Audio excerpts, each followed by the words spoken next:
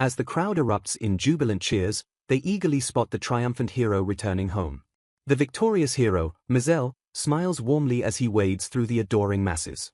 Nearby, a dark-haired boy named Werner sweats nervously, cautioning himself against stepping forward into the dangerously high-tension crowd. Overwhelmed by the chaotic pressure, Werner silently curses Mazel under his breath. Catching his friend's eye through the dense throng, Mazel shoots Werner a playful wink. The surrounding girls completely misinterpret the gesture, swooning as they believe the hero just winked and smiled directly at them. Annoyed by the deafening shrieks, Werner admits to feeling just a tiny bit jealous of the hero's intense popularity. Despite the stark contrast in their public standing, the two have shared a rich history alongside a vibrant cast of allies. Later, the scene shifts to a bustling tavern where a hooded figure pushes through the doors and receives a warm welcome. The cloaked guest weaves effortlessly past lively patrons and busy servers in the dimly lit establishment. Hearing a floorboard creak, Werner glances up as the newcomer politely asks to join his table. Pulling back his hood, Mazel flashes a bright smile and casually greets his friend. Smirking at the sight, Werner questions if a celebrated hero should really be slumming it in such an ordinary place. Taking a seat beside him, Mazel playfully retorts by calling Werner a viscount and asking if he belongs there either. Delighted by the spread, the hero cheerfully thanks his friend for having already gone ahead and ordered their usual drinks. Acknowledging the heavy weight of recent battles, Werner remarks on just how much has transpired lately. Raising their wooden mugs together, the two friends share a heartfelt toast to Mazel's safe return. Throwing their heads back, they eagerly chug their drinks in unison. Slamming their empty mugs onto the wooden table, they let out satisfied gasps. Catching each other's eyes, a shared moment of amusement causes them to stifle a laugh. Werner reflects on his close friendship with the hero, noting that this humble tavern suits Mazel far better than stiff noble chairs. Smiling softly, Werner acknowledges that every person simply has their own unique strengths and weaknesses. Thinking back to their very first meeting, Werner remembers believing he would never get involved with someone like Mazel. However, he solemnly muses on the unpredictable nature of life. He considers his mere existence in this current world to be the ultimate proof of life's wild unpredictability. Werner reveals he was once an average Japanese office worker who tragically died in a carriage accident, only to reincarnate in a medieval Western country. The memory shows him jolting awake as a child while frantic attendants urge him to take it easy. A worried woman hovers over him, tearfully asking if the young Werner recognizes his own mother. It was at that moment he realized he had been reincarnated into the exact world of a video game he used to play. He recalls the game as a classic RPG where the hero defeats the demon lord, though a major disaster always strikes near the story's latter half. Even after the hero's triumphant coronation, a hidden subordinate of the demon lord inevitably launches a devastating attack that leaves the capital in ruins. Staring in horror, Werner realizes that this unavoidable tragedy is destined to unfold right where he currently lives. Making matters worse, he knows he is merely an ordinary background character from an obscure noble family completely unmentioned in the original game. Gripped by dread, he calculates the painfully high probability that he will perish during the upcoming attack. Refusing to accept such a meaningless fate, the young Werner fiercely resolves that he will not die like a disposable extra. Driven by survival, he immediately begins intensely training his body and practicing combat skills on wooden dummies. Pouring all his energy into mastering martial arts, he vows to at least become strong enough to protect his own life. Years pass in a flash as Werner dedicates himself completely to his preparations within the sprawling capital. Eventually, the grown Werner officially enrolls as a student at the prestigious academy located in the heart of the city. His quiet studies are suddenly interrupted when a familiar voice excitedly calls out to him. A classmate notices Werner engrossed in a book and playfully teases his serious reading habit. Pressing his hands together, the classmate jokingly begs for tutoring in politics and science. He calls Werner an honor student, praising his top academic standing in all classes. Werner internally admits his good grades stem purely from past life knowledge and survival instincts. Brushing off the praise, Werner credits his family name while his friend points out staring girls. Hearing girls squeal, Werner ignores them because he knows true popularity belongs elsewhere. Mazel stands confidently in the crowded room, effortlessly drawing everyone's admiration and gaze. Werner silently observes the charismatic presence of Mazel Harting at the center of attention. Werner notes Mazel's honor student status and realizes he is the game's true main character. Sweating slightly, Werner marvels at the sheer unlikelihood of sharing a class with the hero. Watching Mazel, Werner realizes the hero's enrollment officially marks the game's story beginning. Desiring to preserve the plot, Werner resolves to remain a completely ordinary background character. Staring at a plate of sweets, he reaffirms his strict vow to avoid main story events. Suddenly, a cheerful noblewoman forcefully interrupts, offering Mazel her country's proudest confection. Flashing a charming smile, Mazel graciously accepts the treat and thanks her. Werner narrows his eyes sharply, watching the suspicious interaction unfold from behind his book. Werner recognizes the girl as a duke's daughter from Xanarak currently studying abroad. He recalls the cafeteria is frequently used as a lively tea party for finding lovers. The girl fits the archetype of seeking handsome men, though Werner typically ignores such people. Panic spikes as Werner remembers seeing her secretly consume weird medicine earlier. Watching her push the sweet, Werner deduces she maliciously tampered with the confection. Suppressing anxiety, Werner tries focusing on his book and convinces himself to stay away. Rationalizing his inaction, he assumes the hero will not fall for an obvious pre-game trap. Shockingly, Mazel grips his face in agony while the girl gasps at his pale appearance. Werner freezes in absolute disbelief, horrified that the hero actually ate the poison treat. Frantically, Werner hopes the main character's plot armor or absent escorts will save him. The manipulative girl hovers over collapsing Mazel, innocently asking if he can still see. Staring wide-eyed, Werner questions if this disastrous scene is truly happening right before his eyes. Realizing events might deviate from the game, Werner knows only Mazel can defeat the Demon Lord. Supporting the trembling hero, Werner intervenes because he desperately needs Mazel to become the hero. Checking Mazel's steady vitals, Werner declares he will take him to the medical office. Werner politely bows, formally apologizing to the stunned Duke's daughter for the abrupt interruption. Maintaining a calm facade, he smoothly explains he acted solely out of medical urgency. The Xanarak noblewoman insists on taking responsibility, but Werner swiftly interjects to stop her. Werner argues the confection's guilt is unproven and carriage transport would be highly inconvenient. Flashing a polite smile, he states holding a foreign duke's daughter accountable is highly inappropriate. Boxed in by logic, the furious girl listens as Werner insists on using the medical office. The duke's daughter seethes with undisguised rage, glaring venomously while her entourage watches in confusion. Turning away with Mazel, Werner mentally celebrates his successful extraction from the dangerous situation. Glancing back, Werner overhears the noblewomen and realizes their ultimate goal was abducting the hero. Standing in the quiet hallway, Werner ponders how to handle the escalating situation.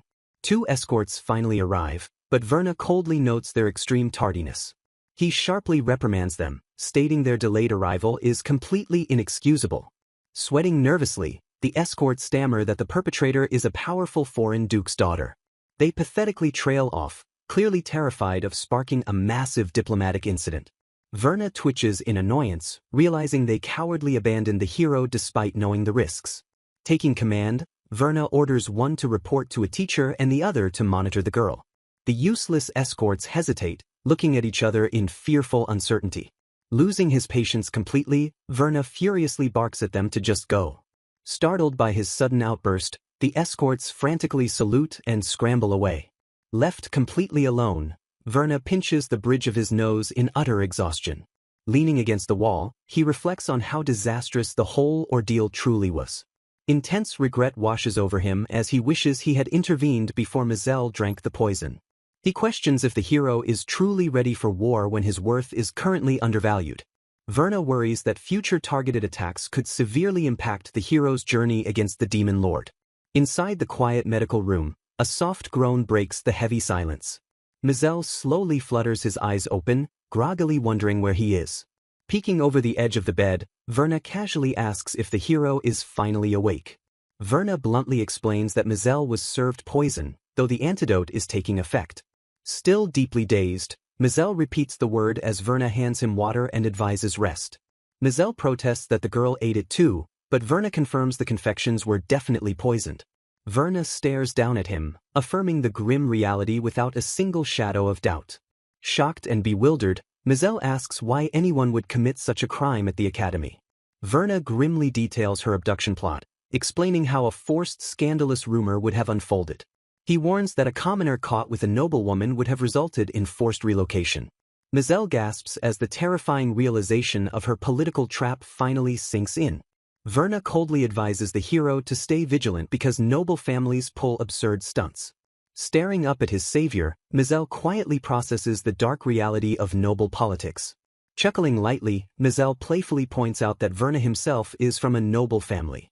Caught entirely off guard, Verna pauses and asks if the hero actually remembers him. Smiling warmly, Mizell confirms he remembers his classmate and always wanted to chat. Panicking slightly, Verna accidentally mutters about main character perks, deeply confusing the pale hero.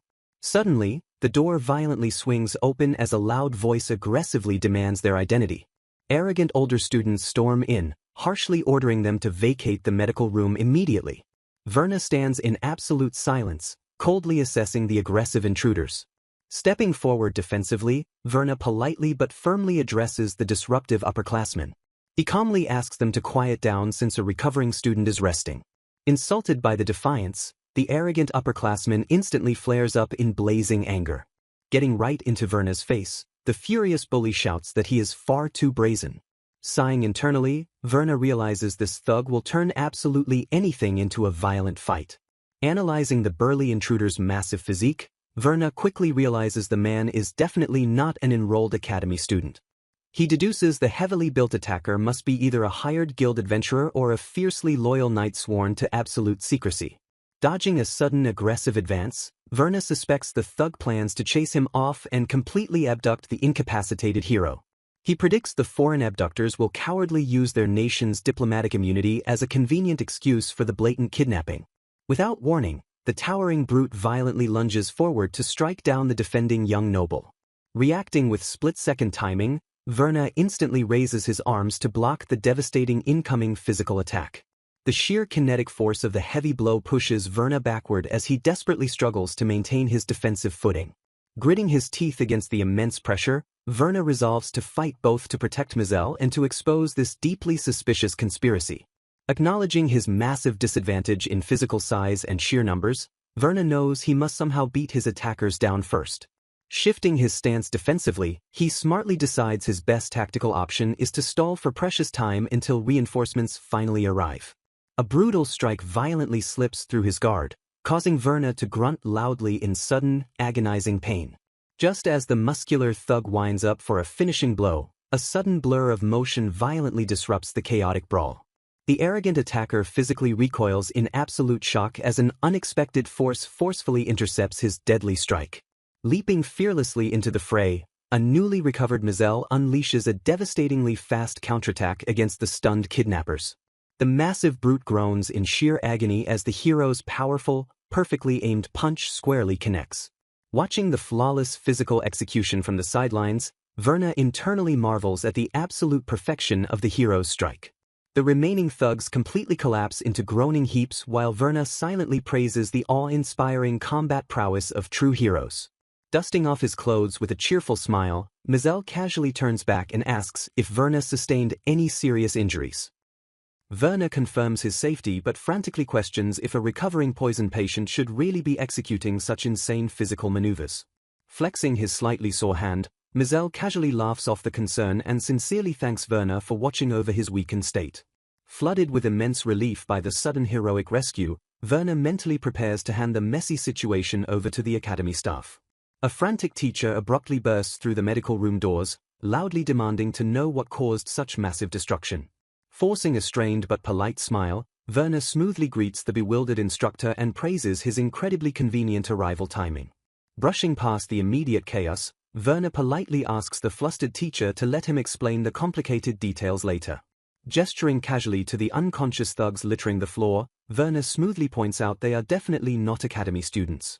The teacher gasps in sheer disbelief as Verna plainly states they were viciously ambushed by these unknown scoundrels. Pointing out the highly coordinated nature of the violent ambush, Verna notes this strike was clearly premeditated by a hidden faction.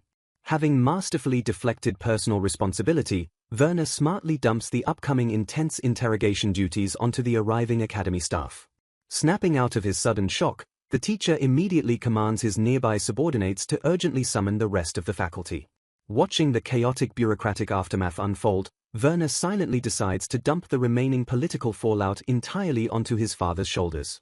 Following the disastrous kidnapping attempt, the previously assigned hero escorts formally resign in utter disgrace to take responsibility for their failure. Despite quickly declining the newly vacant escort position, Werner finds himself relentlessly pursued by desperate academy officials for the vital role. Completely ignoring Werner's visible reluctance, a cheerful Mazel excitedly tracks him down through the halls to ask for his personal guidance. Werner is completely blindsided as the hero eagerly attaches himself to him, desperately begging to learn proper ceremonial etiquette. Fearing another assassination plot and unwilling to reject the reliant hero, Werner reluctantly embraces the growing bond to protect the game's timeline. Spending countless academy days together, the two slowly forge an unbreakable bond as the absolute best of friends and worst of companions. Their peaceful school days abruptly shatter when terrifying hordes of rampaging demons officially usher in the bloody start of the game's main storyline. Standing side by side at the brutal climax of endless battles, a battle-hardened Werner urgently commands the hero to listen closely. Gazing fiercely into the grim distance, Werner angrily rejects any dark destiny that demands the hero become a tragic sacrifice. Werner powerfully vows to change the fate of the entire world, determined to forge a legendary heroic saga that will be celebrated for centuries. A child's body inside a familiar game world shocks the once ordinary salaryman who suddenly awakened. Gazing upon the sprawling fantasy kingdom, he slowly realizes the heavy gravity of his new reality. He instantly recognizes the setting as a royal RPG where a chosen hero inevitably defeats the demon lord. Terrified of perishing as a doomed background character, he fiercely vows to survive the impending mid-game massacre. Reincarnated long before the game's start, he aggressively trains his combat skills daily to rewrite his doomed destiny. Despite his best efforts to remain utterly unnoticed, the main character inexplicably takes a strong liking to him. Initially avoiding plot interference, Werner inevitably forms a close, genuine friendship with the hero as time passes. Frustrated by the naive protagonist constantly stumbling into honeypots and kidnapping plots, Werner constantly worries about his safety. Shifting his survival strategy, Werner commits fully to supporting the hero's perilous journey until the demon lord falls. Werner's train of thought snaps as he overhears the chilling mention of a massive monster stampede. A teacher announces the Academy's support role in the rare, devastating monster stampede occurring every 2 decades. Sweating nervously, Werner realizes the game's first major catastrophic event is finally beginning right before his eyes. Trembling slightly, he openly admits his intense nervousness as the long-dreaded stampede officially kicks off. Normally, early intervention prevents the swarming monsters from threatening and grouping up against vulnerable cities. However, Werner knows full well that this is no ordinary stampede meant to be easily contained. Empowered by the Demon Lord's revival, the monster horde possesses terrifying numbers and strength far exceeding previous waves. He grimly recalls that this brutal canonical event completely wipes out all royal knights within the capital city. The instructor orders noble students to quickly return home and await their specific battlefield deployment instructions. Meanwhile, commoner students are rapidly assigned to separate support teams for citizen evacuation and emergency medical treatment. Werner clutches his desk, stressing heavily over the impending inevitable doom of the capital's royal knights. Knowing his noble status forces him onto the lethal battlefield, Werner desperately plots to alter their doomed tactics. His anxious plotting breaks abruptly when Mazel loudly calls his name across the bustling classroom.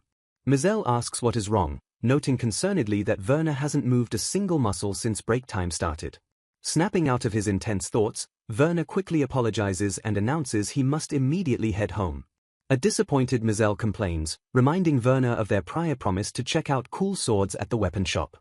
Werner urgently explains he must recruit people and prepare for war, completely brushing off Mazel's relaxed attitude. Confused by Werner's unusual seriousness, Mazel stubbornly insists on playfully following him around as usual. Werner bluntly rejects the hero, stating firmly that they will not be stationed anywhere near each other during battle. He reminds Mazel that his noble status means he will absolutely receive completely different military orders. Realizing the harsh reality of their impending battlefield separation, Mazel slumps in visible disappointment. Patting Mazel's shoulder, Werner encourages him to fight normally but warns him never to let his guard down. Werner silently remembers that Mazel's canonical victory here ultimately earned him the legendary title of world-saving hero. Pausing mid-step, Werner quickly turns back to offer his friend one final piece of crucial survival advice. Ignoring Mazel's humble protests, Werner firmly orders him to dress properly and pack excessive amounts of healing medicine. Another classmate interrupts the tense moment, nervously asking Werner for his own personal survival advice. Werner calmly instructs Grenache to rely strictly on his archery skills and perfectly follow the teacher's orders. He reassures Grenache that his securely assigned role will likely involve safely escorting citizens from the rear. A girl named Julina shyly asks Mazel for advice, and he perfectly assigns her a safe medical healing role. Taking charge naturally, Mazel loudly advises the gathering students to thoroughly prepare their armor just in case. Watching Mazel flawlessly guide even students from other classes, Werner marvels at the hero's terrifyingly perfect memory. Werner reflects that this world operates on a skill system identical to the game he once played. Through relentless hard work and dedication, Werner successfully acquired the specialized spearmanship skill. Naturally, Mazel possesses the ultimate overpowered unique skill simply titled as the hero. While Werner grinds tirelessly, Mazel effortlessly learns any combat skill just by briefly observing it. Remembering his literal tears of frustration, Werner admits Mazel's copying ability is completely unfair. Planning ahead, Werner resolves to force Mazel to spam this broken skill to farm battlefield experience. Meanwhile, Werner sets his own desperate primary goal to simply survive the impending deadly battle. Calling out urgently, Werner firmly reminds Mazel to pack all the necessary healing medicines. Waving casually, Mazel confidently assures his worried friend that he has everything covered. Clenching his fist, Werner silently reaffirms his absolute willingness to do whatever survival requires. Turning to his butler Norbert, Werner questions why his father is not participating in the war. Norbert formally explains that the Count must remain strictly by the king's side instead. Realizing his minister father avoids the front lines, Werner panics as his own life grows increasingly endangered. Adding to the absurdity, Werner learns he was nominally appointed as the Count troops commander. Norbert quickly reassures him that the experienced Max Lyman currently serves as the actual acting commander. Assuming this is a minor stampede, Norbert claims the family is merely participating for public appearances. Dismissing the butler's naive optimism, Werner firmly orders Norbert to summon Max immediately. Stunned by the sudden workload, Norbert nervously accepts Werner's massive list of shopping and troop applications. Knowing this is a fatal main story event, Werner refuses to underestimate the deadly limits ahead. Stepping firmly forward, he fiercely vows to prepare excessively to ensure he walks out alive. Max Lyman raises his arm and boldly commands the massive gathered army to finally depart. Surveying the forces, Max counts thousands of infantrymen alongside mercenaries and student support teams. Max confidently considers this an overwhelming force, completely unaware they are marching into a doomed battle. Max casually remarks to Werner that they brought way too many people for such a small battle. Werner sighs internally, knowing the ignorant knights treat this deadly event like a casual Sunday picnic. Max openly complains about Werner excessively hiring 100 civilians instead of the usual 5. Ignoring the complaints, Werner accepts his reputation as overcautious as long as they obey his commands. Platoon leader Organ casually notes that this battle seems rather plain for the Crown Prince's debut. Max immediately agrees, completely underestimating the apocalyptic danger lurking just ahead. Werner coldly acknowledges that the Crown Prince and his son serve as the supreme battlefield leaders. According to the brutal game script, both royal heirs are tragically fated to die here.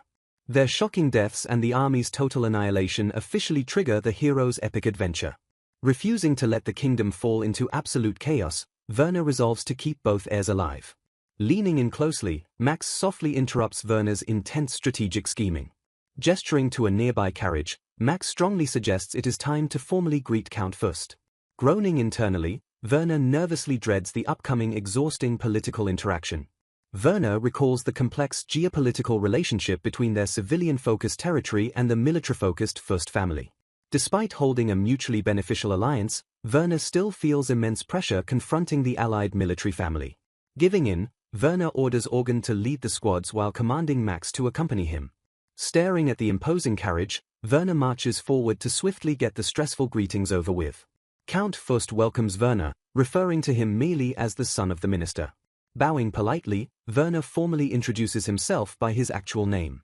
The Count acknowledges him briefly before turning his attention elsewhere. Count Fürst patronizingly instructs Commander Max to carefully watch over the minister's son. Werner silently notes that the arrogant commander completely ignored his presence. He rationalizes that military heads naturally look down on civil officials. Addressing the actual battlefield commander directly is simply more tactically beneficial. The eldest son Tyrone aggressively suggests Werner's squad work under their command. Max immediately rejects the condescending proposal with a strained smile. Visualizing the rigid class system, Werner realizes they arrogantly consider this advice a favor. Count Fust firmly reminds Tyrone that a full tactical merger is completely impossible. Werner quickly recognizes the Count's second daughter Hermine stepping into the conversation. Hermine gently interjects, reminding everyone that Werner is still just an academy student. She politely suggests his squad should simply provide safe rear support from behind. Smiling politely, Werner formally thanks her for the condescending but well-meaning consideration. Count Fust advises Werner to retreat entirely if he senses any battlefield danger. Werner internally notes that the military squad never planned to rely on them.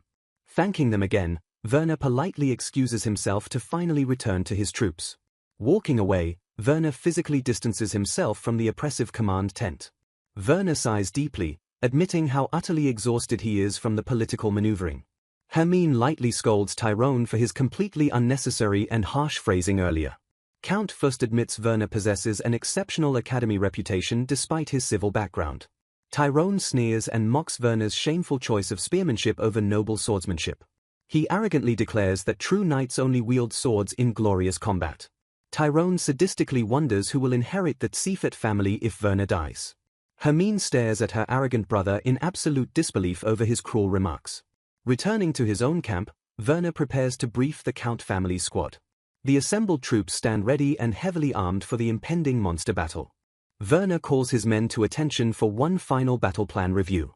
The men passionately vow extraordinary battlefield performance, forcing Werner to quickly calm them down. Platoon leader Barcy praises Werner's incredible command over troops gathered just yesterday. Werner humbly acknowledges their inherent skill before detailing the strict command structure. He internally reviews the highly organized command system deployed for this specific battle. He explains the ironclad rule grouping 5 men under one strictly obeyed leader. Werner details the hunter team structure designed for rapid tactical command transmission. He sternly orders the men to stick together and kill monsters uniformly. Werner pauses to let the heavy weight of his strict survival orders sink in. Anticipating their doubts, Werner admits they probably think this is an ordinary stampede. Closing his eyes, Werner shifts his tone to a deeply serious register. Staring intently at his squad, Werner passionately declares he refuses any unnecessary losses. Addressing his gathered troops, Werner firmly declares that their absolute primary goal for this impending battle is for everyone to safely make it out alive. He grimly acknowledges this is easier said than done since they must desperately hold off the monster army until Mizell defeats the final boss. Werner internally resolves that an ordinary person must prioritize sheer survival above all else, while elsewhere, a classmate points out Mizell's massive potion stash. Classmates playfully tease the incredibly strong Mizell for his extreme caution until an angry instructor suddenly commands the chatting students to assemble immediately. Staring down at his heavily packed equipment, Mizell quietly notes to himself that he gathered as many supplies as he physically could. A brief flashback reveals Werner's intensely serious expression as he strictly ordered the hero to hoard as many healing potions as possible.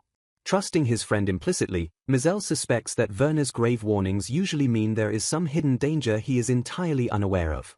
Looking out over the bustling crowd, Mizell silently wonders what his highly cautious friend is currently doing to prepare for the massive war. Werner explains his strategy to minimize damage by having 5 men gang up on a single monster before assisting others. Platoon leader Organ and Captain Max listen, though Max admits he struggles to understand Werner's unconventional orders. Max expresses his confusion directly, stating he just cannot wrap his head around this specific tactical command. Max argues that enemies won't accept one-on-one duels anyway, rendering such hyper-focused teamwork seemingly inefficient in a chaotic brawl. Werner stands silently in the command tent, processing their completely understandable military doubts.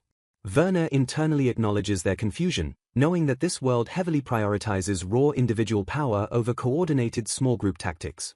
He realizes a plan relying on outnumbering enemies might make his proud soldiers feel like their individual strength is insulted. Werner smartly deflects by reminding them this is the Crown Prince's first battle, explicitly stating they must not overshadow him. The platoon leaders reluctantly agree with the political logic, acknowledging they shouldn't steal the royal spotlight despite their frustrations. Max crosses his arms with a sharp huff, seemingly accepting Werner's perfectly crafted political excuse. Werner then warns that monsters will likely spawn relentlessly everywhere, making prolonged fighting absolutely impossible without proper pacing.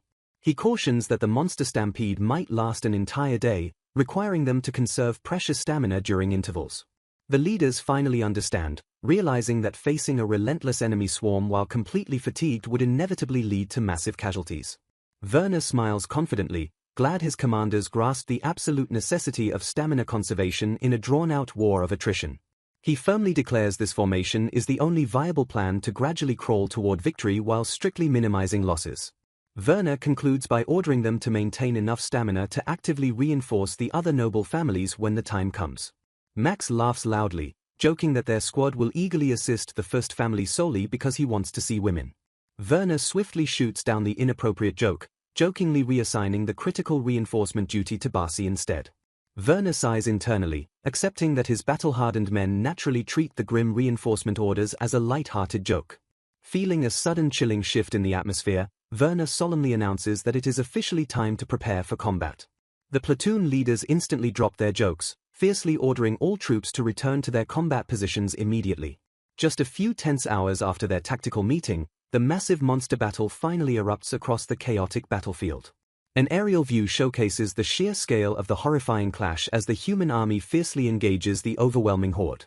Exactly as the original game script predicted, the frontline knights struggle massively against the immensely powerful demonic beasts. Despair rapidly spreads through the ranks as more troops are violently routed and the terrifying death toll severely increases. Terrified soldiers completely lose their nerve, desperately fleeing the bloody battlefield in absolute panic. However, Werner's tightly controlled squad maintains perfect discipline, urgently cooperating to safely evacuate their injured to the rear.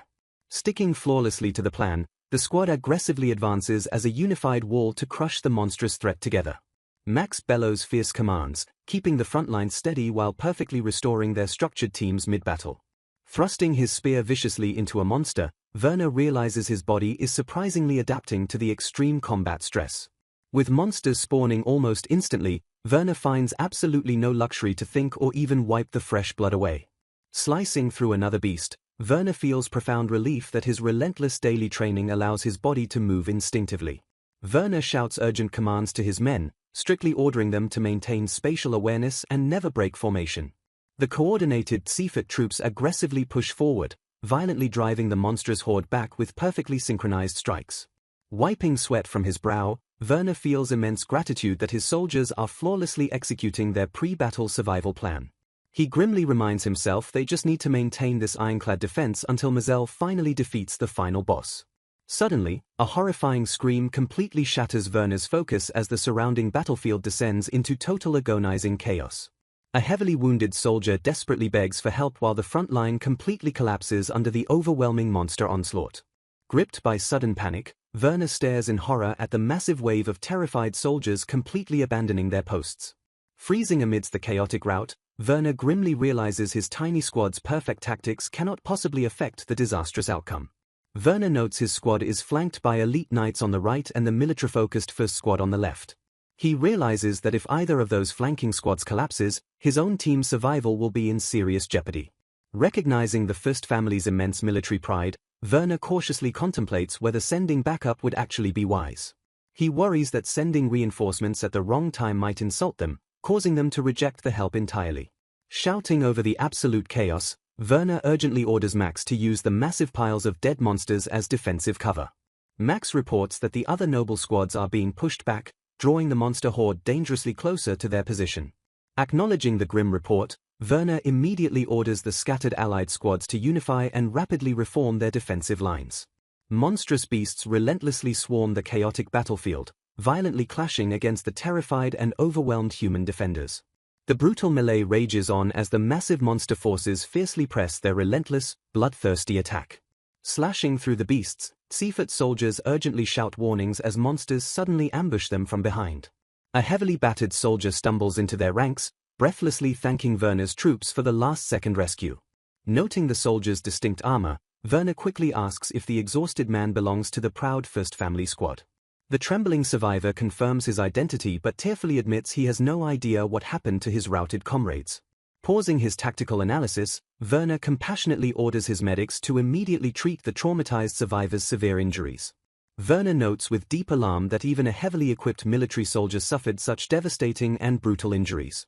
Debating his tactical options, Werner desperately wonders if he should deploy his reinforcements now or wait slightly longer. Refusing to let their survival efforts be wasted by a mistake, Werner urgently shouts out to platoon leader Barcy. He commands Barcy to rush back up to the first squad while the remaining troops focus on restoring their power. Meanwhile, on the right wing, Count Fist fiercely strikes down a monstrous beast with his massive heavy weapon. Bellowing over the carnage, Count Fist commands his men not to falter against what he arrogantly calls mere weaklings.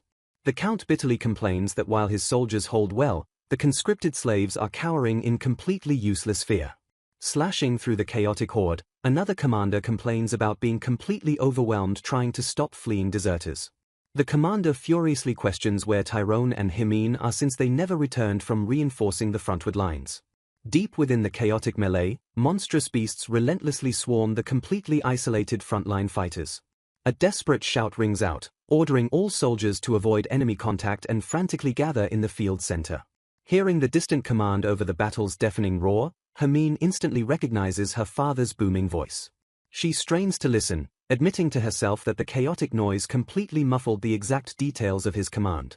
Her brother Tyrone viciously slashes a monster in half, desperately struggling to maintain their rapidly crumbling defensive position. Surveying the overwhelming swarm, Tyrone realizes they have been pushed far too deep and away from their main troops. Acknowledging the extreme danger, Tyrone suggests they immediately fall back, just before a monster violently ambushes him. Hermine screams her brother's name in sheer panic as he takes a brutal, blood-spattering hit from the massive beast. Tyrone grunts in extreme pain, apologizing to his sister while urgently admitting their increasingly dire situation. He orders Hermine to retreat to their father and discuss the crumbling state of the battlefield before they break completely.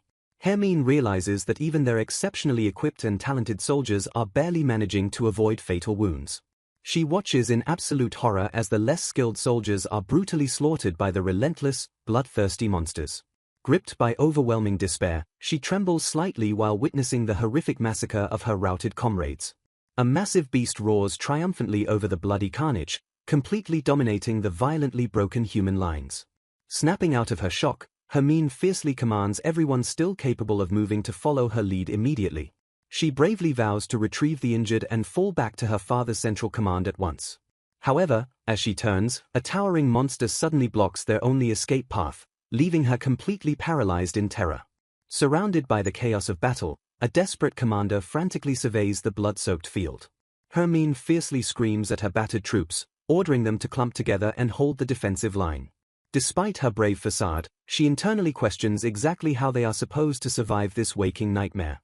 Knowing that halting means certain death, she resolves to thin the enemy herd while falling back to her father. Gripped by mounting dread, she desperately repeats her fallback strategy out loud like a panicked mantra. Her intense focus completely narrows as the terrifying reality of their doomed retreat heavily sets in. A massive, bloodthirsty beast violently lunges forward to blindly strike down the exhausted commander. Suddenly, a flurry of razor-sharp spears violently pierces the monstrous beast from out of nowhere. Highly disciplined soldiers systematically dispatch the remaining monsters while calmly advising each other not to push forcefully. Hermine stares in utter shock, wondering who these mysterious and highly coordinated saviors truly are. The squad leader smoothly steps forward, warmly expressing his sheer relief that Hermine is entirely unhurt. Blinking away her confusion, Hermine formally thanks her sudden saviors and politely asks for their identity. Barcy bows respectfully, introducing himself as a member of the Tsifet squad sent directly by Werner. Hermine gasps in complete disbelief, completely stunned that the civilian Tsifet family orchestrated this flawless rescue. Staring at the slaughtered monsters, she marvels at the sheer, devastating effectiveness of their coordinated strike. She bitterly realizes the civilian squad easily turned the tide where her elite military family completely failed. Hearing that Werner masterminded everything, she questions if a mere boy truly possesses such terrifying tactical genius. Lowering her weapon, Hermine quietly processes the shocking revelation with a newfound sense of quiet awe. Barcy proudly reveals that his squad is already nursing other battered noble teams back to fighting strength. He respectfully suggests that the heavily exhausted Fist forces fall back temporarily to safely recover. Hermine hesitates, knowing her fiercely proud father and brother would find relying on civilians deeply humiliating. Throwing her useless pride aside, she accepts the vital lifeline and promises to personally handle her father's objections. Meanwhile, on the left wing, Werner confidently assumes the Fürst family has already integrated into his defensive lines.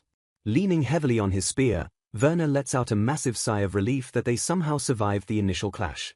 He grimly deduces that the survival of the Royal Knights proves the canonical massacre hasn't truly triggered yet. Staring across the battlefield, he desperately hopes Mazel slays the mastermind before the real catastrophe begins. Werner silently curses his frustrating lack of intricate game knowledge regarding the doomed Royal Knights. Suddenly, a massive, triumphant cheer erupts across the bloody battlefield as soldiers loudly declare absolute victory. Exhausted fighters excitedly scream that their efforts were not in vain because the enemy horde is actively retreating. Werner stares in utter disbelief, wondering if Mazel somehow defeated the final boss this incredibly early. His cold logic instantly rejects the easy victory, knowing the knight's destined annihilation cannot be avoided so simply. Gripping his weapon tightly, Werner senses a terrifying hidden trap lurking just beneath the surface of this false victory. Snapping into frantic action, Werner urgently orders Max to distribute all hidden baggage potions to the injured immediately. Ignoring Max's naive protests about the retreating enemy, Werner fiercely barks the command as a dark premonition washes over him. Soldiers celebrate their supposed victory, praising the elite knights for seemingly winning the tough battle. Platoon leaders thank Werner for his brilliant plan that minimized damages and eagerly await his next orders. Sweating heavily, Werner stares blankly ahead as he realizes this early victory completely contradicts the game's storyline. Snapping out of his daze, Werner urgently asks his confused commanders if the enemies are actually retreating. He intensely questions Max, desperately needing to confirm if the monsters fled together rather than scattering individually. Max confirms with absolute certainty that the entire monstrous horde headed directly toward the nearby forest. Werner fiercely barks orders, demanding Max instantly gather all troops and distribute potions to the injured. Cutting off Max's protests about the retreating monsters, Werner grimly declares that this is highly likely a trap. Without waiting for a response, Werner urgently announces he is heading straight toward the central stronghold. Stunned by his commander's sudden urgency, Max obediently accepts the bold order without any further hesitation. Sprinting across the battlefield, Werner gags at the overwhelming stench of blood and scattered insect fluids. Weaving through the muddy ground littered with corpses, he admits feeling utterly exhausted just by standing. Pushing his aching body past its limits, Werner furiously questions why he is sprinting so desperately. He grimly answers his own question, acknowledging that he simply cannot avoid what happens next. Sprinting toward the command tent, he accepts that he is the only one who knows the impending doom. Heavily armed royal guards cross their halberds, forcefully ordering the rushing young noble to halt immediately. Werner desperately demands to be let through, insisting he has urgent information for the crown prince. The strict guards deny him entry, commanding him to report to the left-wing commander first. Gritting his teeth, Werner knows that chain-of-command bureaucracy renders his crucial warning completely meaningless. Nearby commanders cheerfully celebrate, praising the Second Knight's order for supposedly defeating the enemy ringleader. The oblivious nobles express immense relief, falsely believing they only need to mop up remaining weak mobs. Listening to their foolish celebration, a panicked Werner desperately wonders how to shatter their false sense of victory. Spotting his father nearby, Werner loudly demands orders regarding the pursuit of the fleeing enemy forces. Realizing this is his only chance, Werner boldly shifts his attention directly toward the Royal Command Center. Shouting over the surrounding crowd, Werner fearlessly declares he has something urgent to tell the Crown Prince. The command tent falls completely silent as the bewildered nobles stare at the brazen young student. An angry noble furiously scolds Werner, demanding to know why he is speaking out of turn. A guard dismisses Werner as a mere left-wing aristocrat, volunteering to forcibly remove the disruptive youth immediately. Raising his hand calmly, the Crown Prince overrules the furious guards and orders them to let Werner speak. The prince assumes the heavily damaged left wing must have an incredibly important report to deliver. Reluctantly following royal orders, the irritated guard gestures for Werner to approach the command throne. Werner walks forward with heavy steps, feeling the intense, judgmental gaze of every high-ranking noble present. The Crown Prince stares down at the young soldier, calmly asking the boy to identify himself. Kneeling respectfully, Werner formally introduces himself as the son of the minister from Count Seifert's family. The prince praises Werner as an excellent knight before demanding to hear his urgent battlefield report. Taking a deep breath, Werner prepares to shatter the entire command center's fragile illusion of victory. Bowing his head deeply, Werner apologizes for his rudeness before shockingly begging the prince to order a retreat. The entire command tent erupts in stunned silence as the nobles process the outrageously cowardly request. Werner coldly analyzes their shocked reactions, realizing they completely misunderstand his desperate attempt to save them. Despite knowing the game's tragic storyline, Werner grimly wonders if he can actually force these arrogant nobles to retreat. The Crown Prince raises his hand, commanding the guards to halt as Werner speaks. A noble questions Lord Werner, demanding to know why he boldly suggests a retreat. Werner looks up intently, silently analyzing the bizarre and unnatural battlefield situation. He points out that the enemy's movement is completely strange despite the knights supposedly defeating their ringleader. When a noble suggests they are simply retreating, Werner corrects him by stating the monsters are receding uniformly. Werner explains that even mindless insect-type monsters are pulling back simultaneously, proving extreme coordination. He boldly declares that this tactical retreat is an obvious trap designed to lure the knights deep into the forest. He explains that beasts and insects naturally possess massive mobility advantages within dense forest terrain. Conversely, their heavily armored army would suffer an overwhelming tactical disadvantage if they stupidly pursued the enemy. Realizing the grave danger, the Crown Prince urgently orders his men to ring the bell and recall the knights immediately. The stunned nobles frantically scramble to execute the prince's sudden orders to avoid catastrophe. The Crown Prince asks Werner for more advice, and Werner apologizes for his impudence before speaking. Werner respectfully requests that the king's grandson be entrusted with protecting the royal capital's castle gates. The Crown Prince pauses, silently processing the profound political weight of Werner's strategic suggestion. Understanding the logic, the prince orders his son to lead the supply unit and wounded soldiers safely to the north gate. The prince internally praises Werner's strategy, knowing his young son can now retreat with dignity without wasting extra combat troops. Leaning forward on his throne, the Crown Prince sharply asks Werner if that concludes his tactical report. Addressing Werner directly, the prince orders him to return to his camp and merge his army with the central main unit. He smirks slightly, telling the stunned Werner that he expects him to work a little harder on the front lines. Werner bows deeply, nervously accepting the massive responsibility of the direct royal command. Sprinting back to his camp, Werner is loudly greeted by an incredibly eager Maximum. Werner rapidly explains the enemy's forest trap and explicitly orders his men to abandon any deep pursuit. He adds that the Crown Prince directly ordered their unit to merge with the central forces for an impending all-out war. Max erupts in absolute joy, cheering that receiving a direct royal order is an incredible honor for their squad. Werner sighs heavily, desperately trying to calm his ecstatic commander while reminding him the brutal battle is far from over. A soldier suddenly interrupts, urgently reporting that the daughter of the Fust family has formally arrived at their camp. Werner gasps in shock, completely bewildered as to why Hermine would deliberately seek him out right now.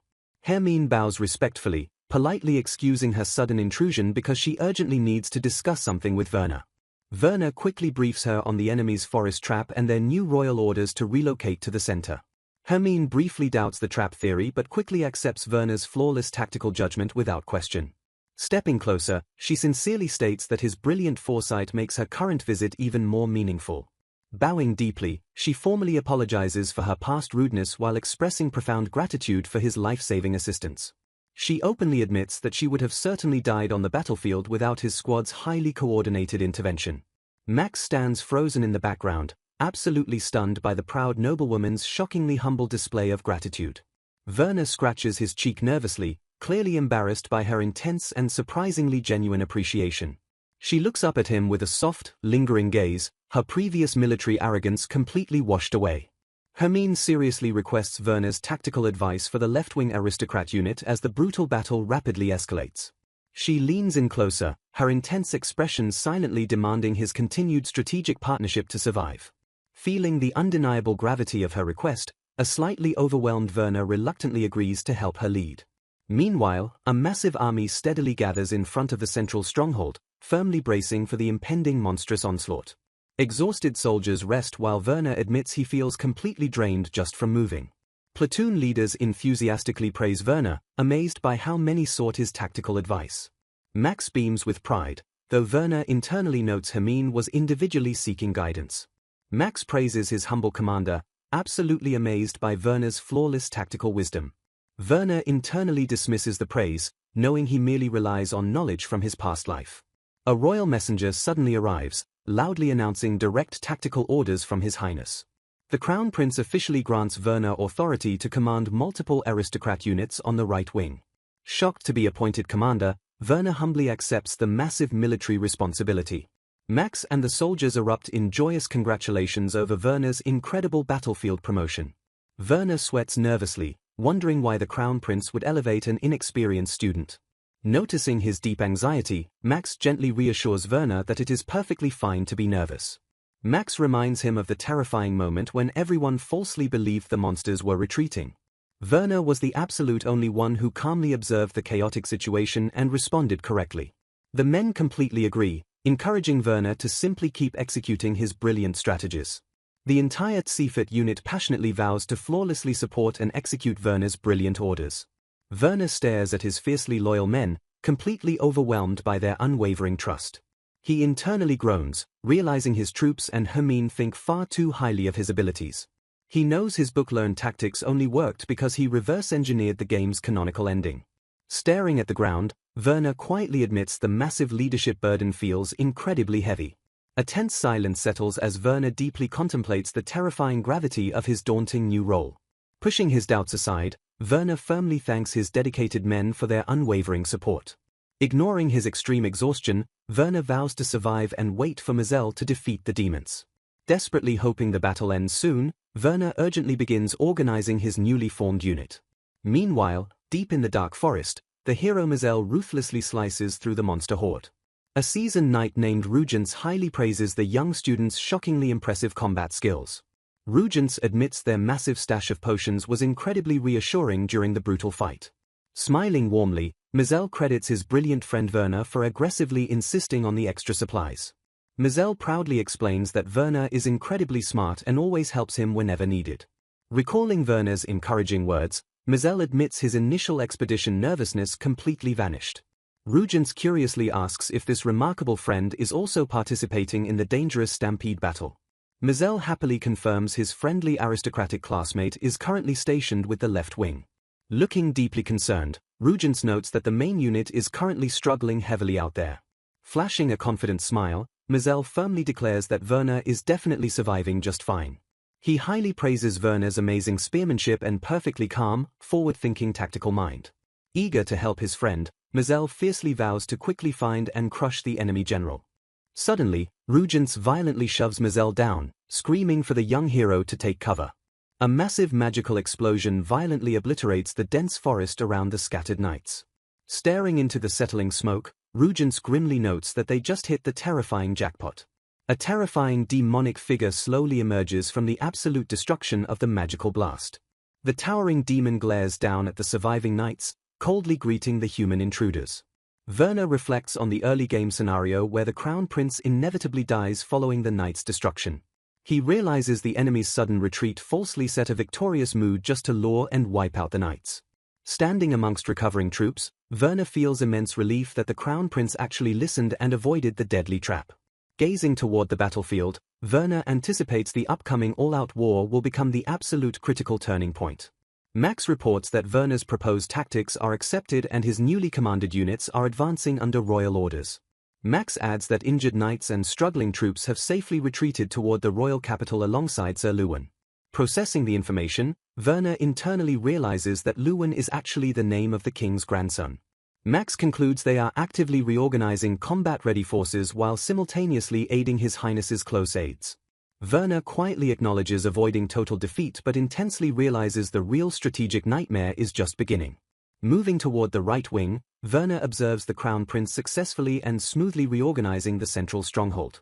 Realizing their initial trap failed, Werner firmly deduces the monsters will soon launch a massive frontal assault.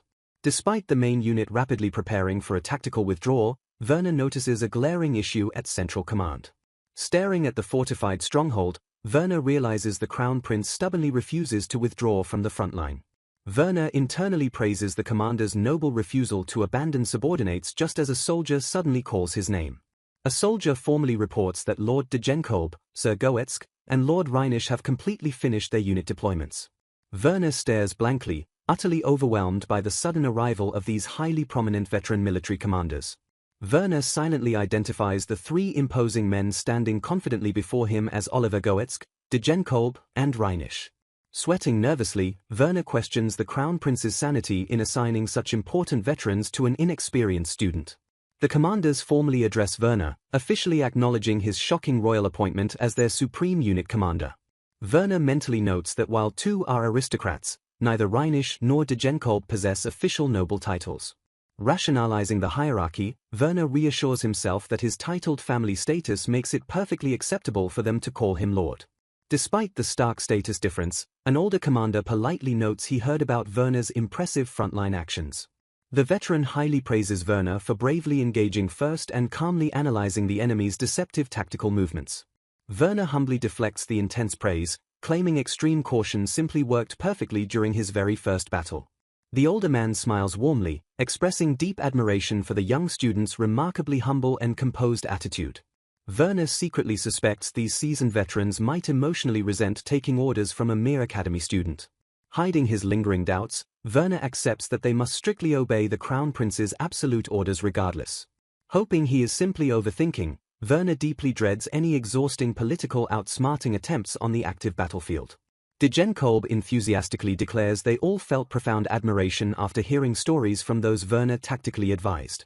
Smiling brightly, Degenkolb expresses immense delight at fighting under Werner's command while looking to Goetzke for agreement. Goetzke firmly agrees, respectfully complimenting the young lord's exceptionally excellent judgment on the bloody front lines. Rhinish eagerly pledges absolute support while Goetzke proudly vows to perfectly execute any ordered mercenary duties. Relieved by their genuine enthusiasm, Werner mentally categorizes the confusing title conventions for addressing the non-aristocratic Goetzke. Setting aside his aristocratic doubts, Werner warmly thanks the men and humbly accepts their magnificent tactical bargain. Standing tall, Werner powerfully vows to do his absolute best to never betray His Highness's massive expectations. Shifting immediately into commander mode, Werner officially announces he will now thoroughly check their tactics and battle situation.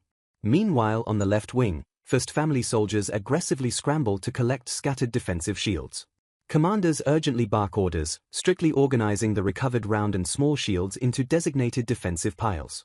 Observing his assembled units, Werner declares it is finally time to analyze their overall tactical movement as a unified force.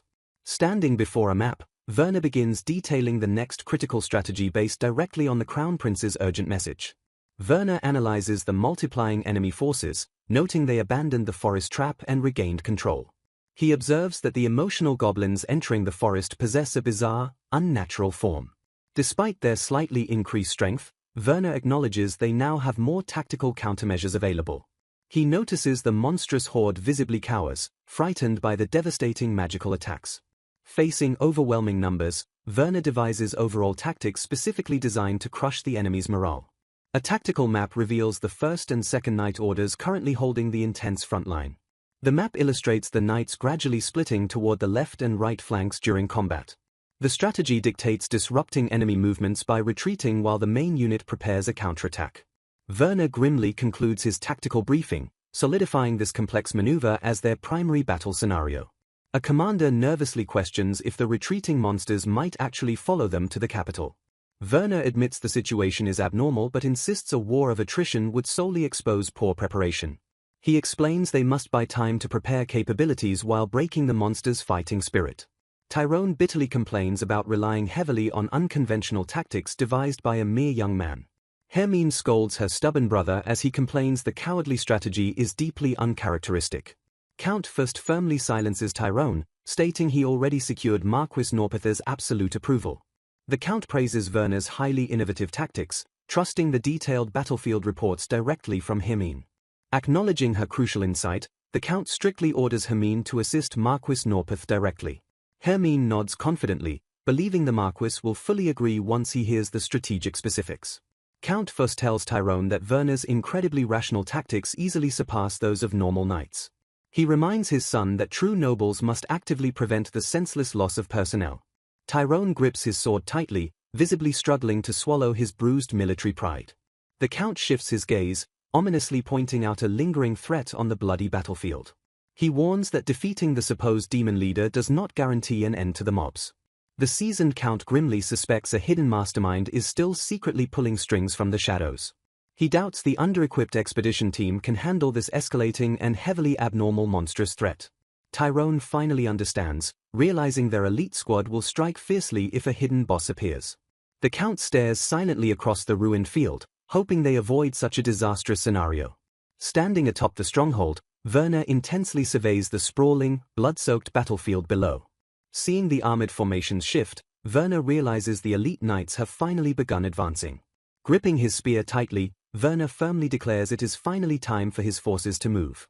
Raising his weapon high, Werner bellows a fierce command for his united forces to attack. Watching his soldiers flawlessly execute the formation, Werner nods in deep tactical satisfaction. He notes the combat methods remain unchanged while smartly assigning a new captain to the knights. Werner actively supervises the chaotic frontline, ensuring absolute discipline remains completely intact across all units. Sweating slightly, he marvels at commanding 200 subordinates, a scale unimaginable in his previous life. By delegating strict instructions to squadron captains, Werner confidently manages the massively increased troop numbers. Sensing an imminent clash, Werner loudly orders his frontline troops to execute a tactical fallback. As the monsters mindlessly charge forward, Werner ruthlessly screams for the magic units to fire. Devastating magical blasts obliterate the enemy vanguard, proving Werner's brilliant trap works exceptionally well. Staring at the vanishing magical flames, Werner quietly reflects on how incredibly strange magic truly is. Digenkolb praises the enemy's dismay as a result of Werner's brilliant command, but Werner humbly credits the Crown Prince's instructions. Werner internally admits he wouldn't act so humble if he didn't already possess secret knowledge of the game's scenario. Despite his hidden advantage, he genuinely admires His Highness for handling the massive chaos so efficiently. A heavily armored knight approaches Werner amidst the violent destruction of the battlefield. The man introduces himself as Wachtel of the Second Knight Order, prompting Werner to formally state his own name. Noticing the seasoned knight's sudden hesitation, Werner cautiously asks if something is wrong. Wachtel requests a tactical consultation regarding the right wing's upcoming battlefield movements. Discussing main unit instructions, they realize they must flawlessly cooperate with the right wing to drive the enemy back. Werner stares silently, rapidly processing the tactical map and the knight's urgent request. Wachtel proudly confirms his order can handle their minor damages like true professionals, prompting Werner to acknowledge their skill. The knight admits he wants the main force to return and protect the dangerously understaffed headquarters surrounding the Crown Prince. Visualizing the battlefield, Werner notes how the previous operation dangerously split the two knight orders to opposite edges. Formulating a rapid response, Werner directly orders Wachtel to move to the right wing and defend the main unit's flank. Werner boldly declares that he will personally lead his forces to the center to support the Crown Prince. Wachtel stares in absolute shock at the young noble's fearless and highly dangerous declaration. Breaking the heavy silence, Wachtel hesitatingly asks a question regarding the Count family's current status. He questions if Werner's squad is truly okay with pushing through their accumulating battle fatigue. Werner panics internally as Wachtel makes a terrifyingly stern face, wondering if he somehow angered the seasoned knight. Scrambling to guess Wachtel's thoughts, Werner fears the knight is silently judging him for his battlefield priorities. Werner nervously admits he doesn't fully understand the left wing's situation, offering them a chance to step back if they are struggling. He pragmatically explains that his right side unit can maneuver most smoothly without causing any further battlefield confusion.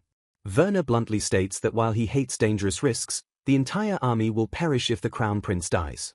He coldly notes that no other unit currently has the stamina or luxury to reinforce the center. Staring resolutely ahead, Werner fiercely declares that those capable of acting simply must step up.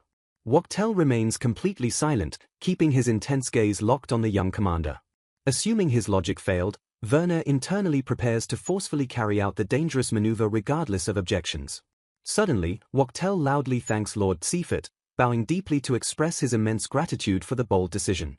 Werner blinks in pure confusion as the heavily armored knight humbly pledges his complete cooperation. Realizing Wachtel wasn't angry, Werner listens as the knight fiercely vows to maintain the right wing. Werner awkwardly accepts the pledge, internally wondering why the seasoned knight felt the need to bow so deeply. Wachtel passionately praises the young lord's splendid character, claiming Werner's resolve deeply moved him and firmed his own knightly duty. Suddenly, Max urgently shouts Werner's name across the chaotic and bloody battlefield. Werner watches his adjutant sprinting toward him in a frantic rush and wonders if another disaster has struck. He internally shivers, noting that the rapidly approaching Max looks terrifyingly covered in fresh blood. Max apologizes for the interruption, but Werner quickly reassures his adjutant that he arrived at the perfect time.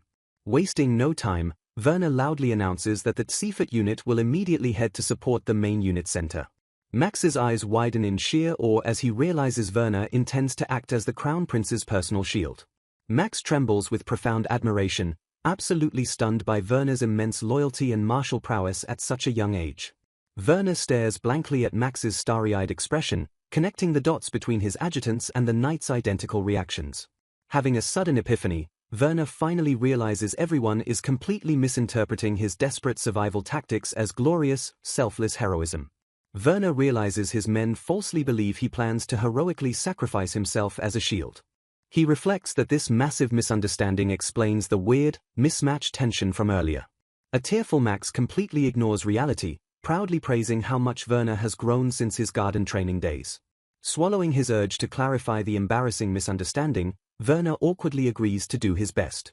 Shaking off the awkwardness, Werner firmly decides now is not the time to overthink things. Werner loudly orders Max to violently push forward and decisively break through the enemy front line. He fiercely commands them to charge out and directly support the Crown Prince's main unit. Werner's forces clash violently with the monstrous horde on the bloody battlefield. The narrative shifts focus directly to Mazel and his affiliated expedition team deep in the forest. The battered knights panic as the towering demon instantly recovers from their relentless attacks. A concerned knight checks on Mazel, but the young hero confidently insists he is perfectly fine. A knight groans in frustration, noting that even coordinated strikes on the main body regenerate instantly. The arrogant demon mocks the exhausted humans, casually suggesting they go home since it can easily win alone. A knight angrily retorts, boasting that Werner's massive stash of recovery medicine keeps them in the fight. The towering demon unleashes a devastating, explosive magical strike against the scattered knights. The agile knights desperately dive out of the way to survive the explosive blast. Mazel notices everyone is growing dangerously tired despite the healing potions extending their stamina. Gripping his sword tightly, Mazel resolves that he absolutely must break through this desperate situation. He internally admits he lacks Werner's brilliant tactical intellect to easily solve this crisis. Mazel swiftly ducks under a massive, sweeping attack from the regenerating demon. He ruthlessly slashes the beast, furiously searching for a hidden weakness. Recalling Werner's advice, Mazel reminds himself not to panic and to just act naturally. A flashback reveals Werner humbly claiming he only survives by desperately observing and thinking. The memory of Werner praises Mazel's perfect memory, encouraging the hero to utilize his natural talents. Snapping back to reality, Mazel fiercely focuses his eyes to analyze the enemy's movements. Dodging another brutal strike, he forces his mind to think harder about the monster's regeneration pattern. A sudden spark of profound realization flashes brightly across Mazel's intense eyes. Mazel excitedly shouts out to Rugence and the rest of the battered expedition team. Smiling with absolute confidence, the young hero loudly declares that he finally has a winning idea. Soldiers gasp in absolute shock hearing that Lord Werner intends to directly aid His Highness on the front lines. An officer confirms Werner personally requested to crush the enemy vanguard before moving to the main unit. A concerned subordinate gently calls out to Commander Dijenkolb as she stands entirely frozen in stunned silence. Snapping out of her daze, Dijenkolb apologizes and firmly states she completely understands the massive situation. She reflects that brilliant Lord Werner is undeniably destined to become a vital key figure for the entire country. Gazing toward the battlefield, she whispers a heartfelt prayer that their nation will prosper under such visionary leadership. Commander Barcy nods solemnly, fully grasping the immense strategic weight of Werner's terrifying potential. The veterans deeply marvel at the young lord who bravely offered his own fragile life as a shield. Analyzing the front line, they logically agree it would be disastrous for the distant Second Knight Order to move now. A veteran commander smiles warmly, admitting it feels embarrassing to compare her foolish student days to Werner's competence. Filled with sudden resolve, heavily armored mercenary commanders grip their deadly weapons tightly and eagerly prepare to march. A worried frontline soldier urgently questions why Lord Rhinish deliberately throws himself into the most dangerous positions. Rhinish proudly rejects the fear, passionately declaring there is absolutely no greater honor than personally protecting His Highness. Drawing his massive heavy blade, the seasoned mercenary masterfully prepares his hardened body to face the swarming demonic hordes. Surrounding frontline troops are deeply moved by the veterans' fierce loyalty, bowing their heads in profound gratitude. Another scarred mercenary firmly grips his broadsword, eagerly embracing the rare opportunity to wield his weapon beneath the royal banner.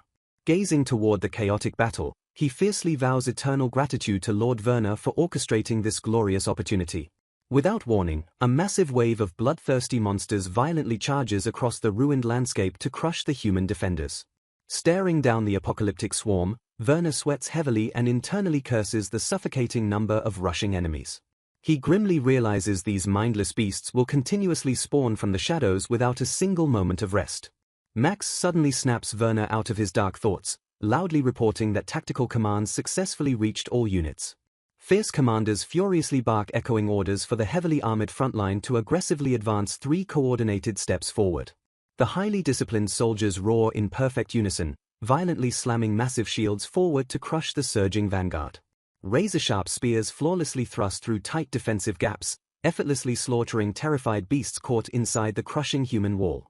Securing their tactical opening, Werner immediately orders his battered squad to fall back and contact the central main unit. Moving with terrifying precision, Seifert's soldiers perfectly execute the rapid withdrawal while fiercely maintaining their unbreakable defensive formation. Werner violently coughs into his blood-stained hand as endless screaming of battlefield commands heavily shreds his vocal cords. He calculates the arriving Second Night Order will stabilize the right wing while his squad shields the Crown Prince.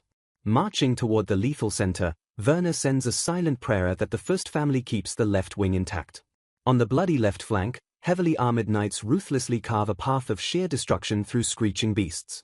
Sweating profusely, left-wing commanders passionately scream for their exhausted troops to keep pushing forward without hesitation. A deafening roar echoes as fearless soldiers violently shatter monstrous enemy lines with an overwhelming synchronized charge.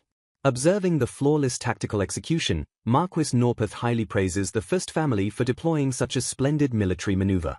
The seasoned commander initially assumes only a famously high-honored military lineage could successfully devise such a brilliantly simple formation. A nearby subordinate corrects the Marquis, revealing this genius strategy was a direct suggestion from young Lord Werner. The Marquis gasps in absolute disbelief, fiercely questioning if there has been some ridiculous communication error regarding Werner. The loyal subordinate firmly shakes their head, explaining they personally consulted the young lord right before his sudden transfer.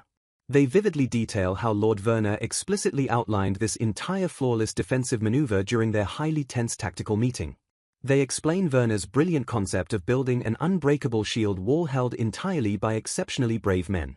Shivering at the sheer efficiency, the subordinate reveals Werner's chilling instruction to use slaughtered enemy corpses as bloody barricades. Observing the bloody battlefield below, Marquis Norpeth strokes his chin in silent contemplation.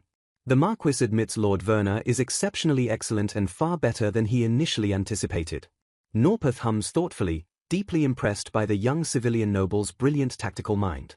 Turning away, he decides to immediately report Werner's incredible battlefield exploits directly to His Highness. At the central main unit, Imperial Guards fiercely push enemies back to create vital breathing room. Heavily armored guards slash through the monstrous swarm, desperately maintaining their crumbling defensive line. A massive beast roars in agony as a royal guard violently impales it with his spear. The relentless demonic horde presses inward, violently clashing against the exhausted royal defenders. A desperate guard shouts in sheer relief as the Count Seifert family unit finally arrives.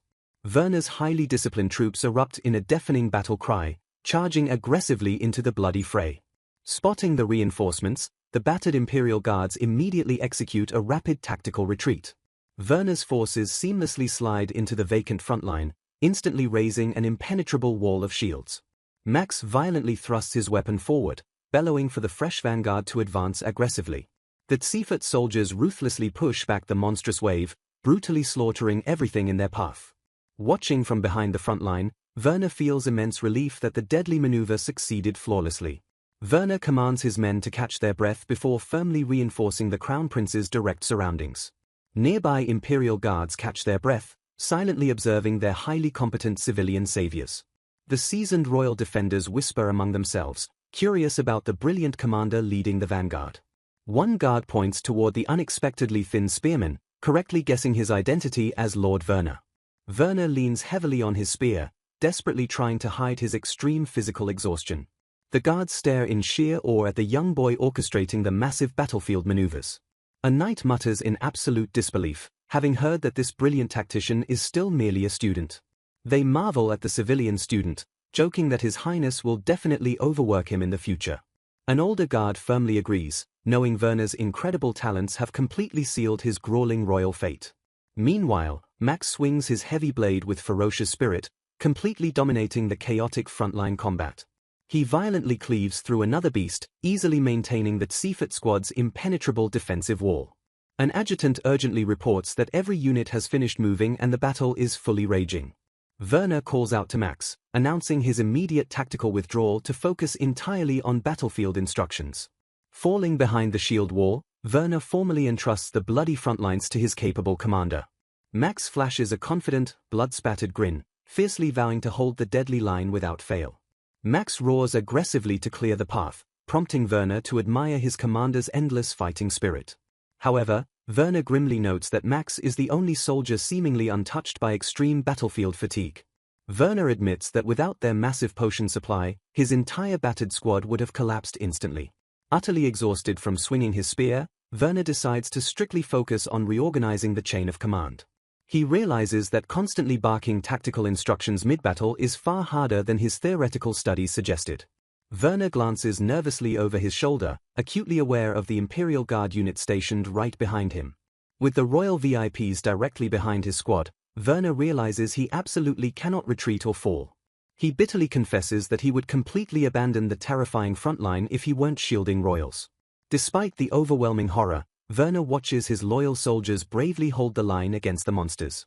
Filling with deep pride, Werner silently praises his fiercely determined men for fighting so incredibly well.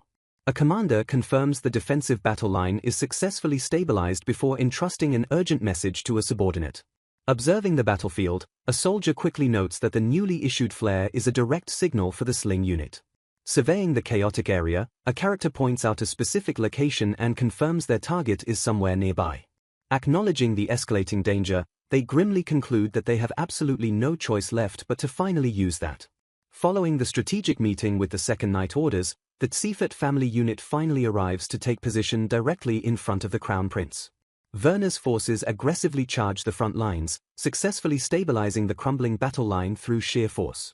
Surveying the temporarily secured field, Werner grimly decides that it is finally time to use their secret weapon. A brilliant signal flare shoots into the sky, instantly relaying tactical orders from the sling unit to the heavily armed hunter unit. Werner barks advance instructions for the vanguard units to violently push the monsters back before rapidly retreating to prepare for pursuit. The sling unit fiercely draws back their loaded weapons, standing completely ready to execute the incendiary strike. With a deafening roar, the commanders ruthlessly order the slingers to fire their deadly payloads. Dozens of heavy projectiles launch high into the air, raining down in a massive, coordinated arc over the monstrous horde. The projectiles violently shatter upon impact, engulfing the battlefield in terrifying, explosive bursts of raging fire. Werner observes the highly effective devastation, noting the weapons act exactly like Molotov cocktails utilizing flame pots filled with perfumed oil. He coldly analyzes the tactical advantage of physical fire over magical attacks, which normally dissipate immediately after causing damage. Unlike fleeting spells, the highly flammable oil continuously burns with intense, searing heat long after the initial ignition. Horrified monsters violently thrash and roll across the dirt, desperately trying to extinguish the unyielding flames consuming their bodies. Panic ripples through the enemy ranks as the rampaging, burning beasts blindly rush into their own advancing comrades.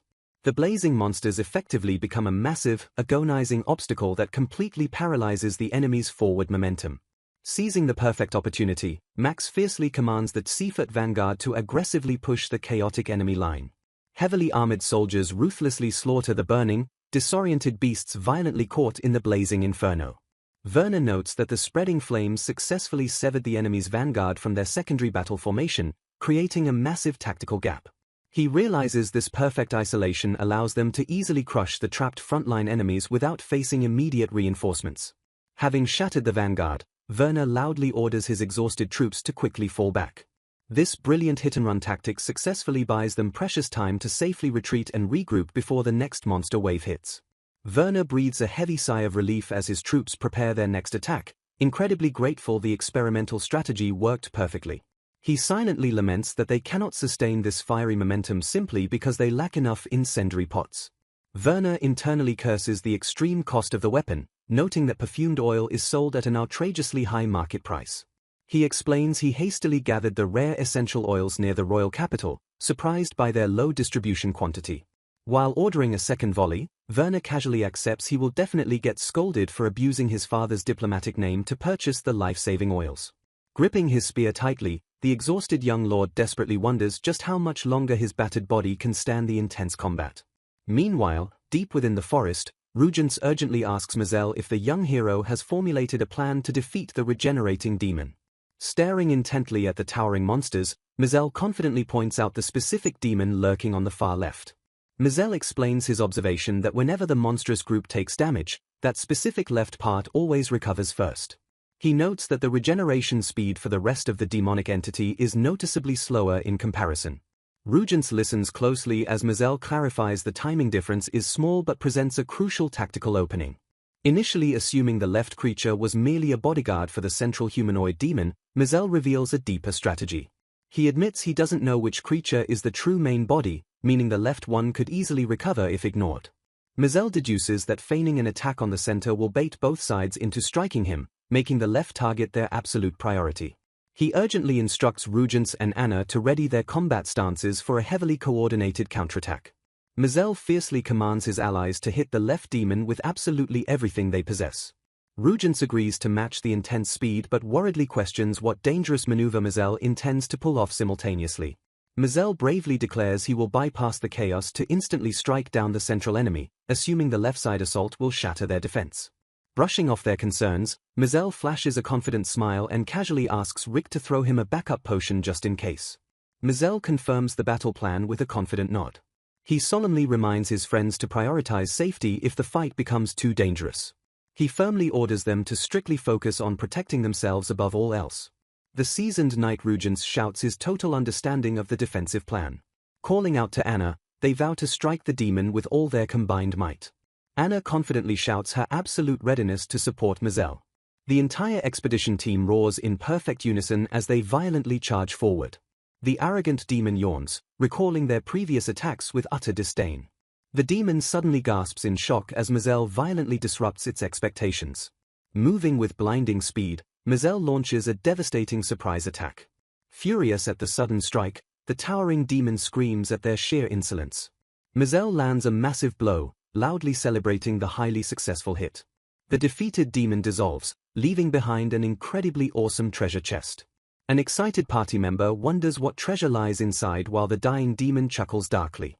The demon claims it just wants to see their despairing faces. It maliciously reveals that its monstrous children are currently destroying the royal knights. The demon promises they will return to find nothing but an absolute sea of corpses.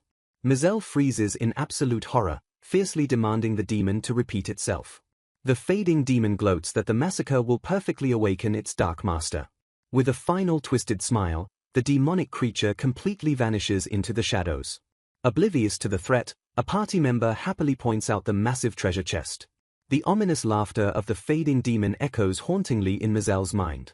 While his allies check the loot, Mazel frantically obsesses over the knight's doomed fate. Gripped by sheer panic, Mazel suddenly turns and sprints toward the forest exit. He urgently shouts for his entire team to fall back immediately.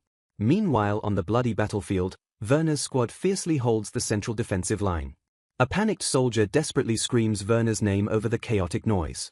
The soldier urgently reports they are completely out of flame pots. Werner calmly orders the luggage carriers and hunter unit to withdraw using the horses. He grimly notes that the monster swarm's crushing pressure absolutely refuses to decrease. Withdrawing safely seems utterly impossible with monsters endlessly spawning from unknown directions. He bitterly curses the fact that the vulnerable royal knights stand directly behind him. Without VIPs to protect, he would have just thrown a massive flame pot and fled. Werner sighs deeply, wishing he could just run a simple foot race away from the monsters. Suddenly, a bizarre tactical shift causes utter confusion across the entire battlefield. The once relentless monster horde surprisingly begins to falter under the fierce human pressure. Seeing the crucial opening, Max fiercely screams for the vanguard to aggressively push back. The monsters shriek in utter shock as the human wall aggressively surges forward. A soldier hesitates briefly, nervously looking back toward Lord Werner for confirmation. Max silences the doubts, roaring that brilliant Werner definitely has a master plan. A subordinate urgently acknowledges a tactical order on the chaotic battlefield. The commander hums thoughtfully while carefully assessing the shifting tides of the brutal conflict. He reveals that reinforcements finally arrived thanks to the king's grandson reaching the capital. The commander reassures everyone that the terrifying enemy rampage should be completely exhausted by now. Acknowledging the relief, He strictly orders his subordinates to inform him instantly if anything changes. Turning toward a mysterious figure, a knight curiously asks where they are heading. The hooded figure smirks, casually claiming they are simply seeking a little battlefield diversion. Glancing over their shoulder, the figure playfully invites the stunned knight to join the deadly fun. Massive magical explosions violently rock the battlefield as the human forces aggressively push forward. The combined might of the knights relentlessly crushes the remaining demonic vanguard into dust. Monstrous beasts violently shriek in agony as highly coordinated strikes completely shatter their formations. Elite soldiers ruthlessly carve through the chaotic horde, securing absolute dominance over the bloody field. The terrifying monster army finally collapses under the overwhelming pressure of the relentless human counterattack. The battlefield slowly falls silent as the last few monstrous stragglers are swiftly executed. Exhausted soldiers pause to observe the absolute destruction surrounding their heavily fortified front line. Joyous cheers erupt across the blood-soaked field as soldiers excitedly celebrate their massive victory. Werner leans heavily on his weapon, trembling slightly as the terrifying adrenaline finally wears off. Blinking in confusion, he looks around as a bizarre, unsettling sensation washes over him.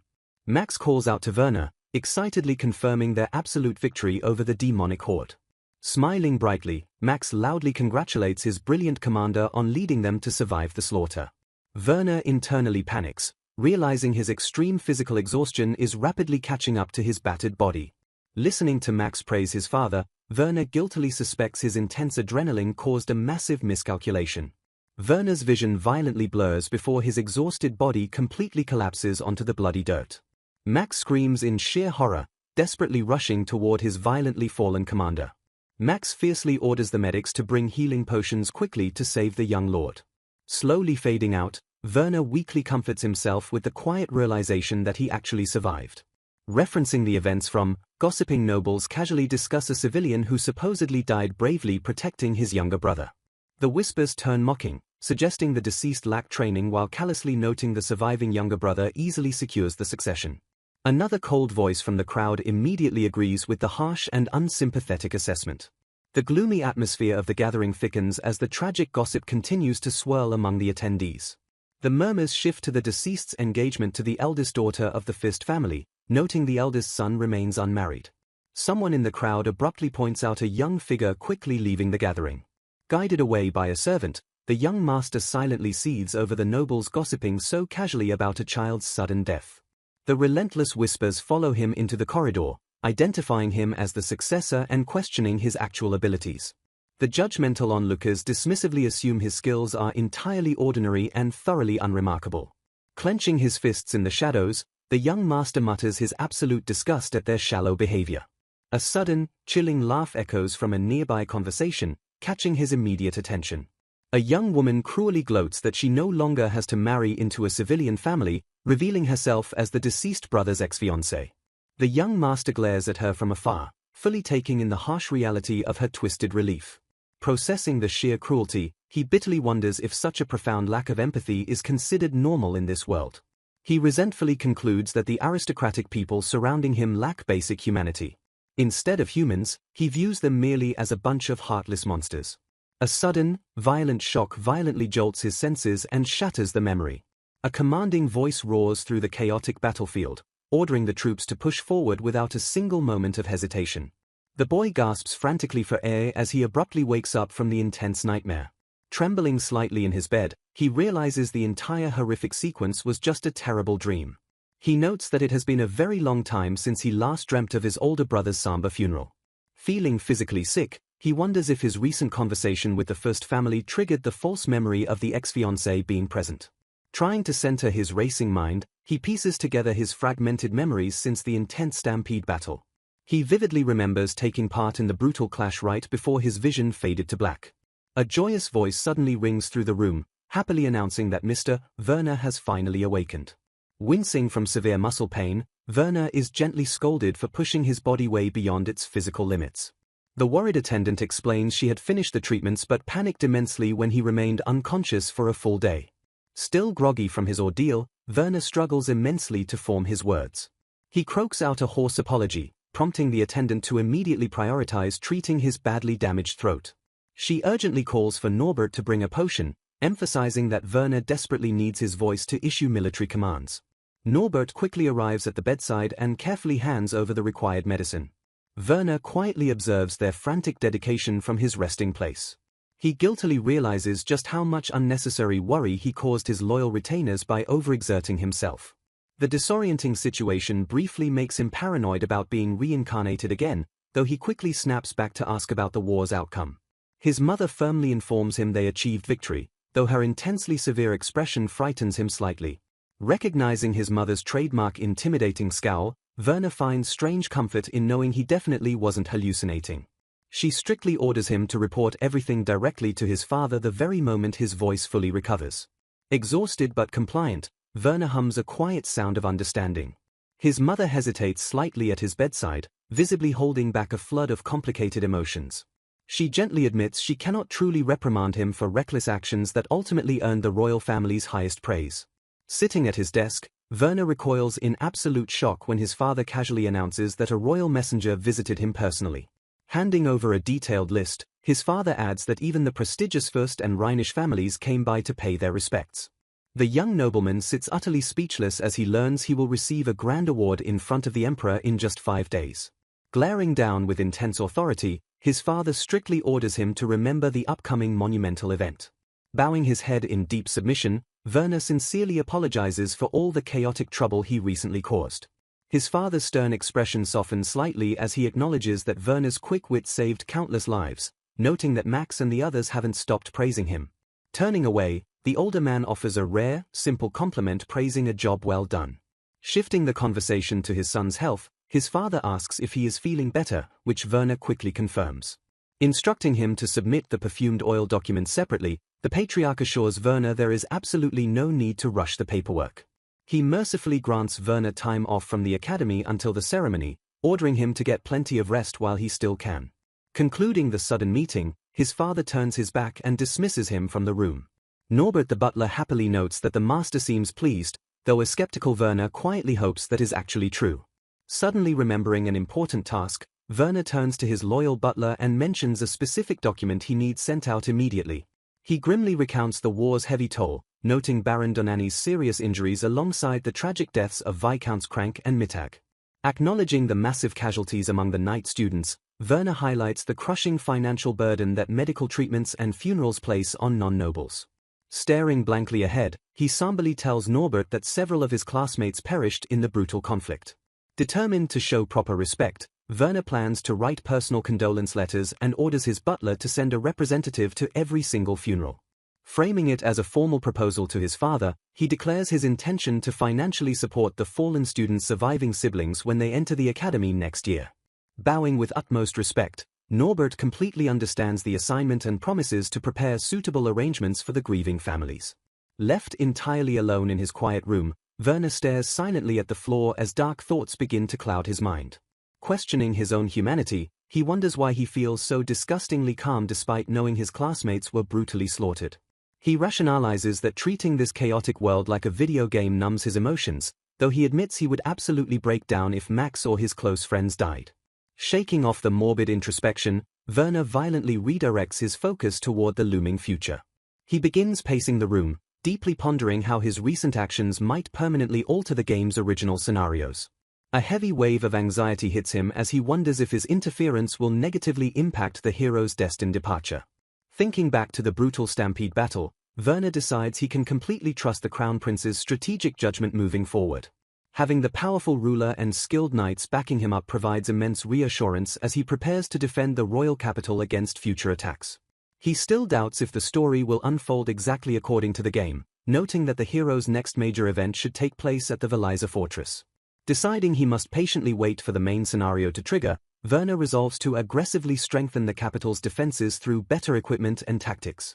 He breathes a massive sigh of relief that they survived the recent stampede, noting they only won because the mindless monsters charged predictably in a straight line.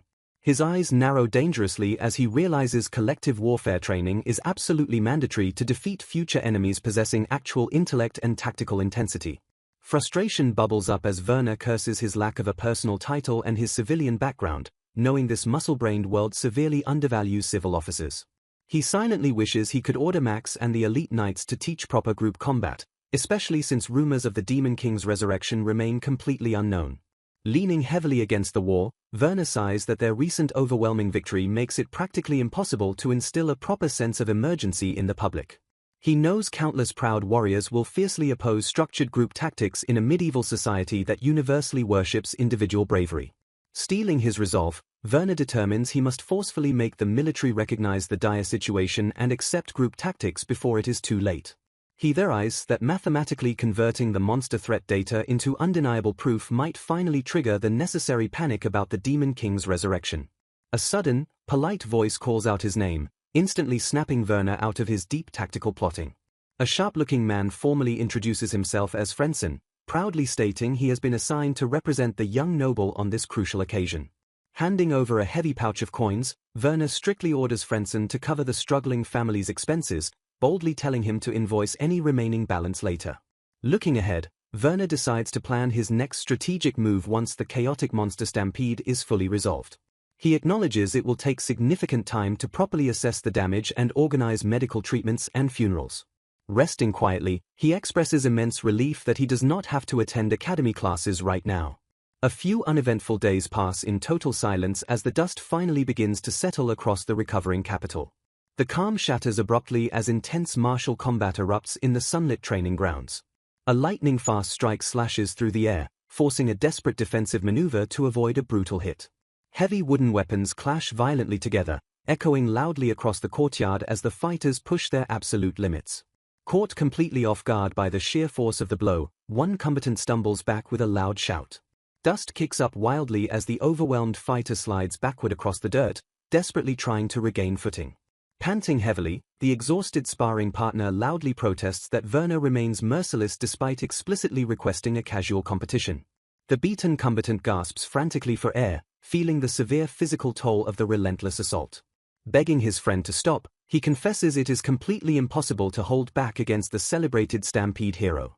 Werner stands triumphantly over his thoroughly battered friend, clearly having dominated the grueling sparring session. Catching his breath, the defeated friend shifts his tone to seriously acknowledge Werner's incredible battlefield accomplishments. He excitedly reveals that glowing rumors of Werner's amazing combat performance are currently circulating wildly throughout the school. He passionately praises how brilliantly Werner saw through enemy traps and immediately launched a devastating counterattack. He mentions a Mr. Hubertus highly praised Werner's wonderful strategic insight, leaving the young noble momentarily confused. Realizing his slip-up, the friend sheepishly clarifies he meant His Highness, drawing a stunned and weary sigh from Werner. Ruffling his hair in mild frustration, Werner humbly grumbles that the nobles are giving him way too much unearned credit. The friend adds the prince was incredibly impressed by Werner's shockingly effective and unconventional hedgehog-style fighting method. Internally realizing they mean the phalanx formation, Werner deduces the military-minded Fürst family provided a perfectly reasonable explanation. He quietly rationalizes that such keen tactical analysis is completely expected from seasoned and experienced military officers. Unable to stop feeling sarcastic about the praise, Werner is interrupted when his friend enthusiastically presents something new. A crisp, properly sealed envelope is thrust directly into his hands, instantly demanding his complete and undivided attention. Assuming it is another standard tea party invitation, Werner is shocked to learn it comes directly from Kollwitz's younger sister. Sorting through the letters, his friend points out correspondence from Willem and Boltz's father. He shares how deeply impressed the aristocrats were, asking him to relay their profound gratitude.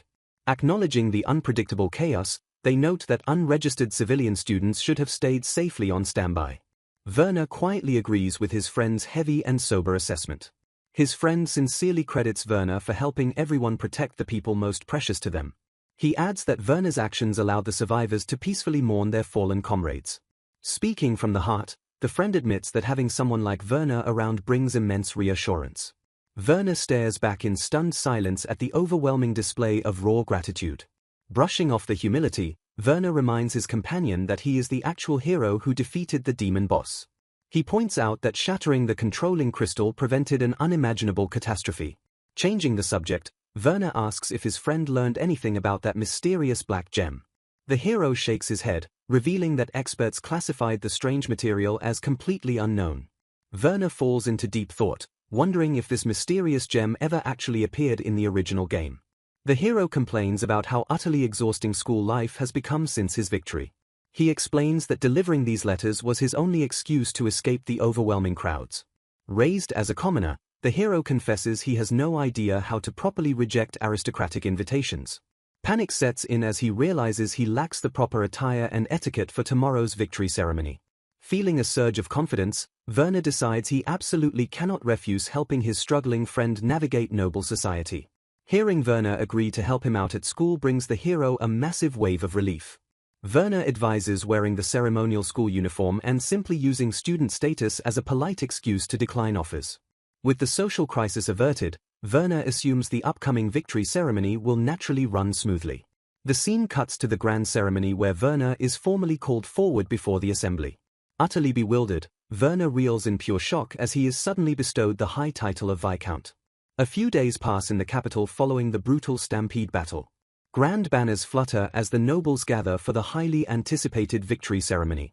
Werner initially assumes the royal victory ceremony is running smoothly as the most distinguished war hero steps forward. Crown Prince Hubertus is formally commended, humbly attributing his overwhelming success to His Majesty's grand glory. The royal announcer calls forward Ingo Fotitsifert as the second highest contributor to the decisive victory.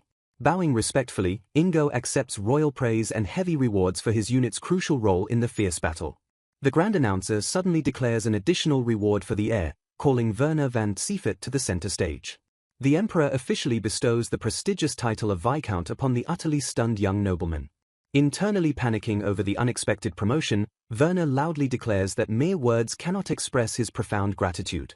He bows deeply and sincerely thanks the imposing emperor for this overwhelming display of royal kindness. Maintaining perfect etiquette, the newly minted Viscount carefully steps back from the grand royal throne. He slowly rises from his deep bow while keeping his expression perfectly neutral before the massive crowd.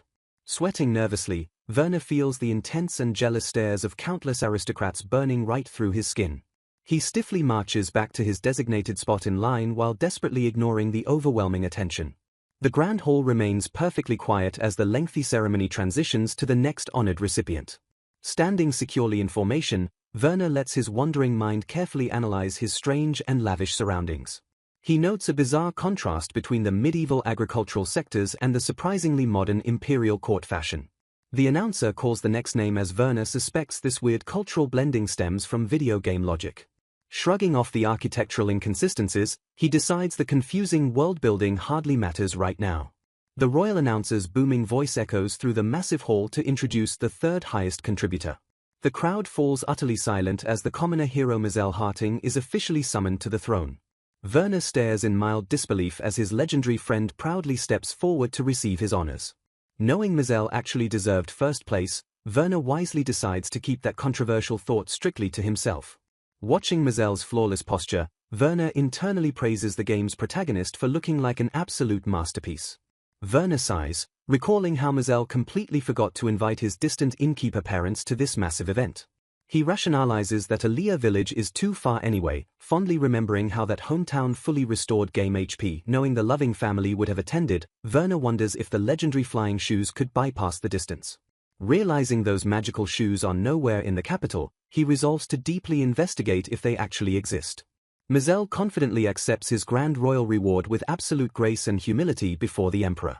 The celebrated young hero executes a flawless, sweeping bow that perfectly adheres to strict aristocratic etiquette. The surrounding nobles murmur in genuine awe at the commoner's incredibly refined and majestic movements. Watching the display, Werner smiles in satisfaction that the fated protagonist handled the immense pressure perfectly. The ceremony presses onward as the announcer boldly calls Marquis Danilo Stipe Norpeth for the fourth-place honors. As the Marquis steps forward, Werner mentally checks out and prepares to rest until the exhaustive banquet concludes. Countless other minor nobles and decorated knights are systematically called forward to receive their respective war accolades. The grand ceremony stretches on for hours as the royal family meticulously honors every single contributing fighter. The formal awards finally conclude, transitioning the massive gathering into an opulent and lavishly catered royal banquet. A familiar voice suddenly calls out to Werner, praising him for surviving the grueling and stressful ceremony. Werner turns toward the voice, grimly realizing that his brutal aristocratic trials have actually only just begun. Countless high-ranking nobles completely surround the new Viscount, shooting him intensely calculating glares from every direction. Staring intensely, a surrounding noble glares down in absolute silence. Clutching his stomach, Werner groans that the constant intense glares are making him physically sick. A friend casually asks if gaining sudden recognition as a new Viscount is actually a good thing. Werner reluctantly agrees while waving off his friend's complete misunderstanding of noble duties.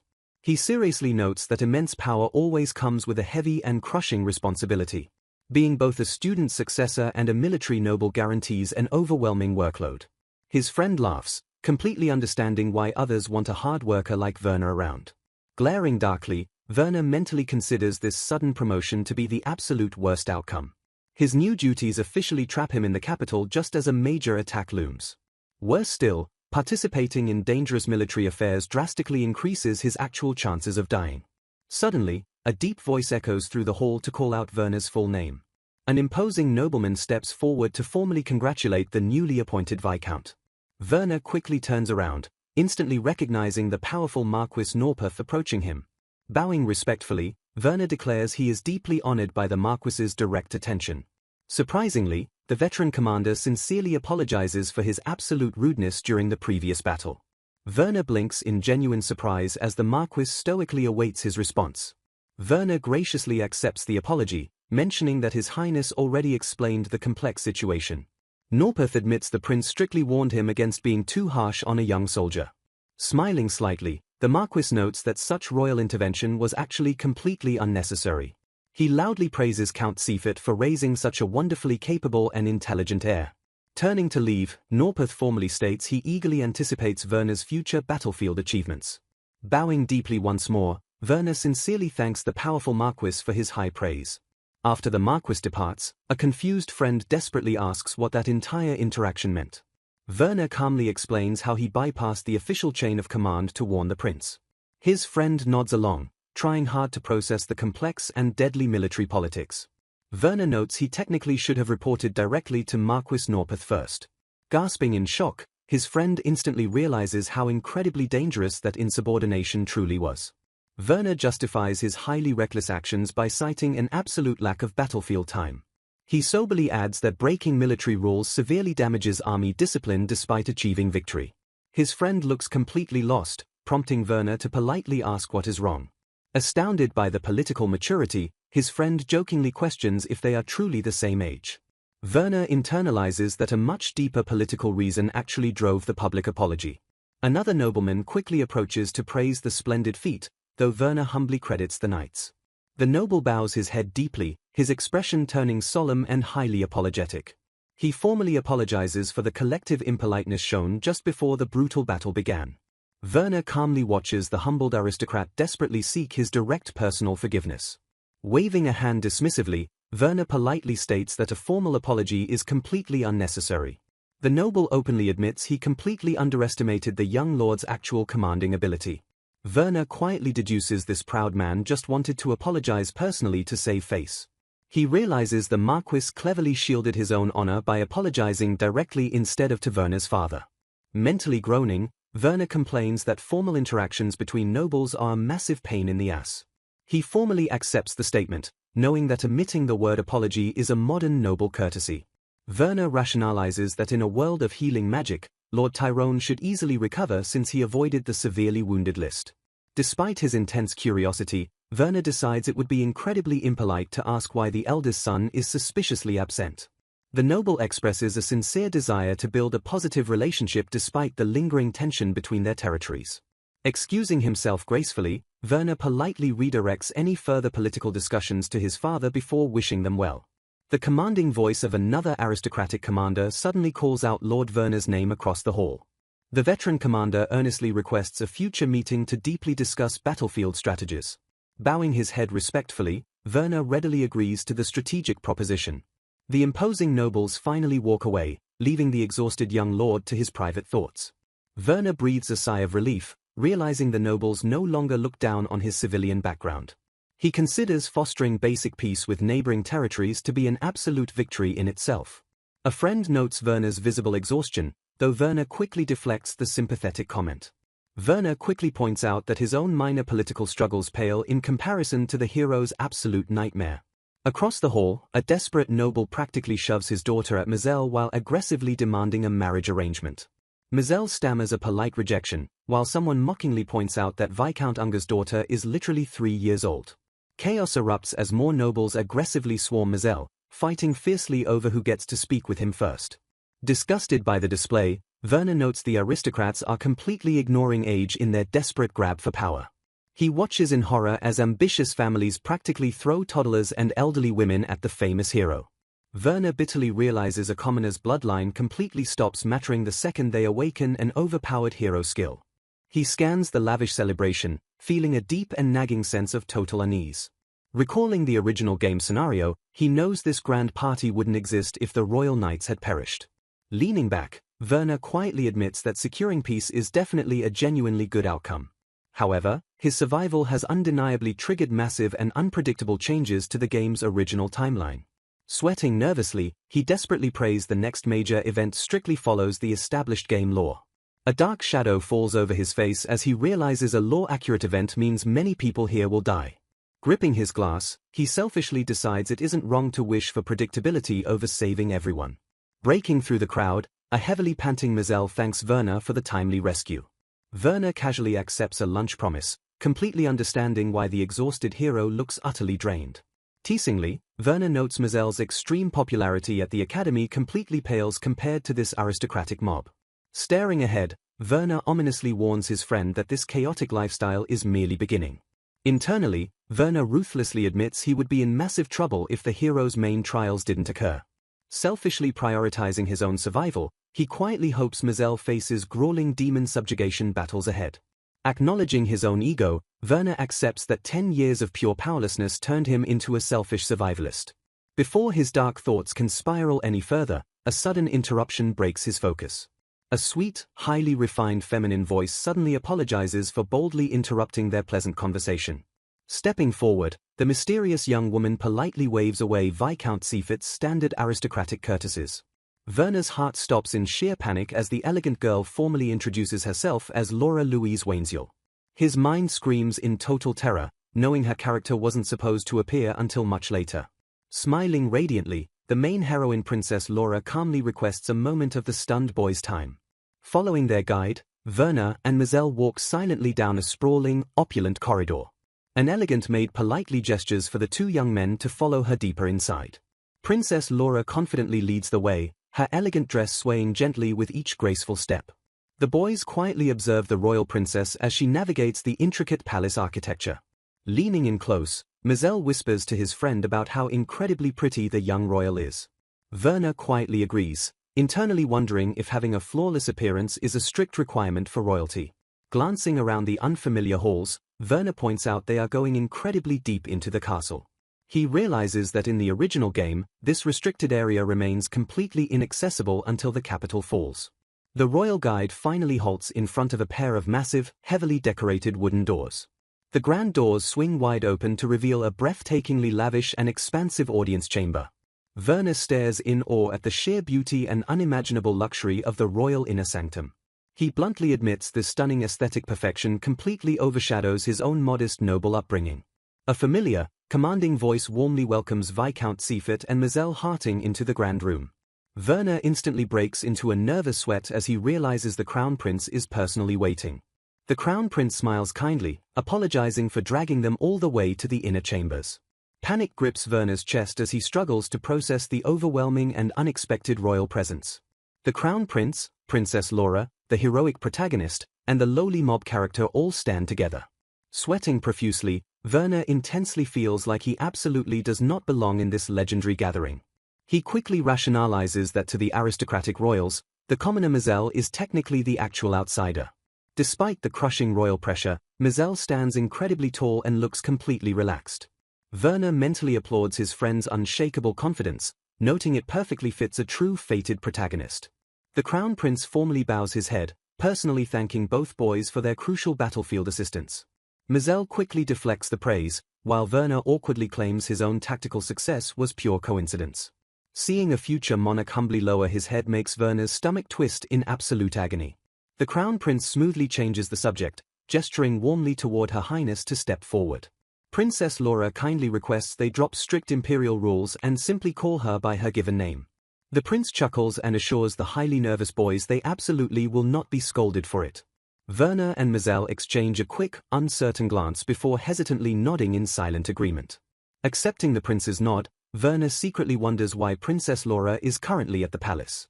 He calmly mentions hearing from his father that she was originally supposed to be at Finnoy Temple. The prince finds it completely unsurprising that the minister's son knows her highly classified whereabouts. Werner awkwardly smiles, carefully hiding the fact he actually knows her location strictly from game lore. In the original timeline, one of the 3 demon generals viciously attacks that exact remote temple. That violent temple raid was supposed to be the fateful first meeting between Laura and Mizelle. Werner grimaces, deeply unsure if the meeting early like this is a genuinely good or terrible thing. The prince suddenly reveals that Laura returned early to personally report a horrifying divine oracle. He grimly announces the terrifying prophecy stating the ancient demon king has finally been resurrected. Mizelle gasps in pure shock while Werner mentally panics over hearing this incredibly classified military information. The crown prince strictly confirms the oracle itself is genuine, heavily darkening the room's tense mood. However, he cautiously admits they still severely lack concrete information actually proving the demonic revival. The crown prince solemnly admits that is simply how things currently stand. He explains people still consider the demon king a myth despite the ancient ruins proving a kingdom's destruction. Laura clarifies that different levels of oracles exist, but only the chosen can truly comprehend them. She states this specific oracle is of the highest level, compelling her to personally warn His Majesty.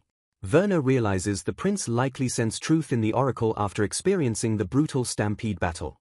However, Werner remains entirely confused as to why the royals summoned both him and Mizelle. The prince reveals the divine oracle explicitly states the hero will play a crucial future role. Staring at Mizelle, Laura kindly admits she deeply hoped to meet the legendary hero at least once. Werner finally understands the hidden political motivations behind this highly secretive meeting. He recalls that society recognizes heroes by their rare skills rather than by actually defeating the demon king. He realizes military strength does not immediately drop to 0 just because the main knights were annihilated. Werner internally dismisses the proud nobles who only value foolish bravery over actual tactics. This explains why the royals urgently issued a subjugation command to a first-year student. Werner deduces this exact oracle likely reached the king in the original game, prompting Mizelle's journey. Acknowledging Mizelle's heroic destiny, Werner perfectly understands why his friend was summoned. Still completely baffled, Werner questions why the royal family also dragged a mere mob character here. Speaking bluntly, the crown prince boldly declares his specific intentions for Lord Werner. The prince pauses momentarily to let the heavy atmosphere settle over the grand room. He firmly requests Werner to serve as a vital bridge and protective wall for the young hero. Werner repeats the strange request as the prince notes the oracle remains completely unannounced to the public. The prince praises Werner's quick wit, noting it would look highly suspicious to constantly summon a commoner. Werner realizes a dead crown prince would have made the demon's revival much more believable to the masses. He guiltily accepts that saving the prince's life actually created this complicated political mess. The crown prince vows they will relentlessly investigate to confirm the terrifying demonic resurrection. He adds that maintaining close, secretive contact with Mizelle is an absolute priority. Werner feels immense relief knowing the royal family still recognizes Mizelle as the ultimate key to victory. The prince smiles knowingly at the young viscount sitting before him. He points out that Viscount Werner visiting the royal castle naturally avoids unwanted aristocratic suspicion. He adds it is perfectly natural for Werner to regularly converse with the prince at the academy. Mizelle suddenly interrupts, asking exactly what the prince meant by acting as a protective wall. Werner calmly explains he must physically shield Mizelle from ambitious nobles trying to exploit the hero. The prince admits the royal family currently lacks the absolute authority to exclusively claim the hero. He warns that getting entangled with selfish nobles forces the crown into tedious emergency negotiations. Werner and the prince exchange a sharp nod of complete mutual understanding. Leaning forward, the prince formally addresses Lord Werner with a heavy proposition. He boldly asks if Werner would mind officially appointing Mizelle as his direct subordinate. Recognizing the political trap, Werner immediately and respectfully refuses the royal proposal. He firmly declares that he and Mizelle are close friends and absolute equals. Werner promises to faithfully follow royal commands and spare no effort in cooperating with Mizelle. However, he strictly refuses to ever reduce their genuine friendship into a rigid superior-subordinate dynamic. Werner logically deduces that acting as the princess's lover's master could easily get him killed in a vicious political conflict. He notes that forming a strict hierarchical relationship purely for formalities remains a highly dangerous option. Realizing the prince is testing his desire to monopolize the hero, Werner finally understands the stubborn political maneuver. Despite grasping the political necessity, the young noble firmly holds his ground and officially refuses the royal proposition. The crown prince slightly narrows his eyes and calmly accepts the outright rejection. A cold chill runs down Werner's spine as he acknowledges the terrifying aura of an incredibly calculating leader. The tense silence suddenly breaks as the prince smoothly pivots the heavy conversation. Conceding the point, the prince formally asks Werner to actively support Mazel's future activities within the royal capital. Knowing Mazel's chaotic future, Werner desperately wants to refuse this heavy and dangerous responsibility as well. Relieved he only has to provide noble support instead of joining adventures, Werner realizes it is far too late to back down. Bowing with absolute grace, Werner formally accepts the duty as the prince sincerely thanks him. Recalling how the game underfunded the hero, Werner schemes to use his noble position to fully finance Mazel's equipment. Stealing his resolve, Mazel eagerly tells the prince he looks forward to their future cooperation. With the serious negotiations concluded, the crown prince abruptly excuses himself and gracefully departs the grand chamber. The heavy wooden doors click shut, leaving the exhausted friends entirely alone with the lingering royal pressure. Werner mentally praises Mazel's kind heart, noting the hero's sacrificed personal training time to worry about their schoolmates. Werner stares thoughtfully at the young protagonist carrying the massive, crushing weight of the entire world. Werner firmly resolves to completely manage Mazel's equipment and social life rather than being a totally useless sidekick. Princess Laura steps forward to softly apologize for her brother's overbearing attitude, though Werner quickly waves it off. Mazel tries to politely reassure the royal princess while awkwardly stumbling over his own clumsy words. Blushing slightly, Laura shyly accepts the clumsy but completely genuine reassurance from the flustered hero. Watching them interact, Werner suddenly focuses on the massive and obvious age gap between the royal siblings. He notes that without knowing their lineage, anyone would easily mistake the royal siblings for parent and child. A brilliant and highly manipulative idea abruptly strikes Werner like a violent bolt of lightning. Glancing between the fated protagonist and the heroine, he immediately realizes this is the perfect romantic setup. Seizing the golden opportunity to play matchmaker, Werner abruptly announces he desperately needs to use the restroom. He practically sprints for the exit, blatantly leaving a panicked Mazel entirely alone with the beautiful princess. Bowing hastily, Werner escapes the room while internally laughing at Mazel's unprecedented shriek of pure terror. Stepping into the lavish hallway, Werner politely asks the waiting royal maids to safely guide him to the restroom. Walking away, he offers a quiet and completely unapologetic apology to his flustered friend left behind. He smirks, deeply invested in forcefully accelerating the crucial romantic progression between the hero and the princess. Knowing the timeline is currently warped, Werner figures it is ultimately better for the couple to bond early. He casually reassures himself that Laura's playful nature will perfectly balance out Mazel's extreme romantic awkwardness. Following the maids through the quiet corridors, Werner lets his mind wander back to the dark future. He nervously wonders if his massive alterations actually broke the main storyline or if fate remains unavoidable.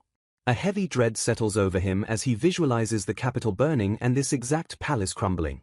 Running his hand along the walls, he grimly acknowledges that all this incredible beauty is destined for ruin.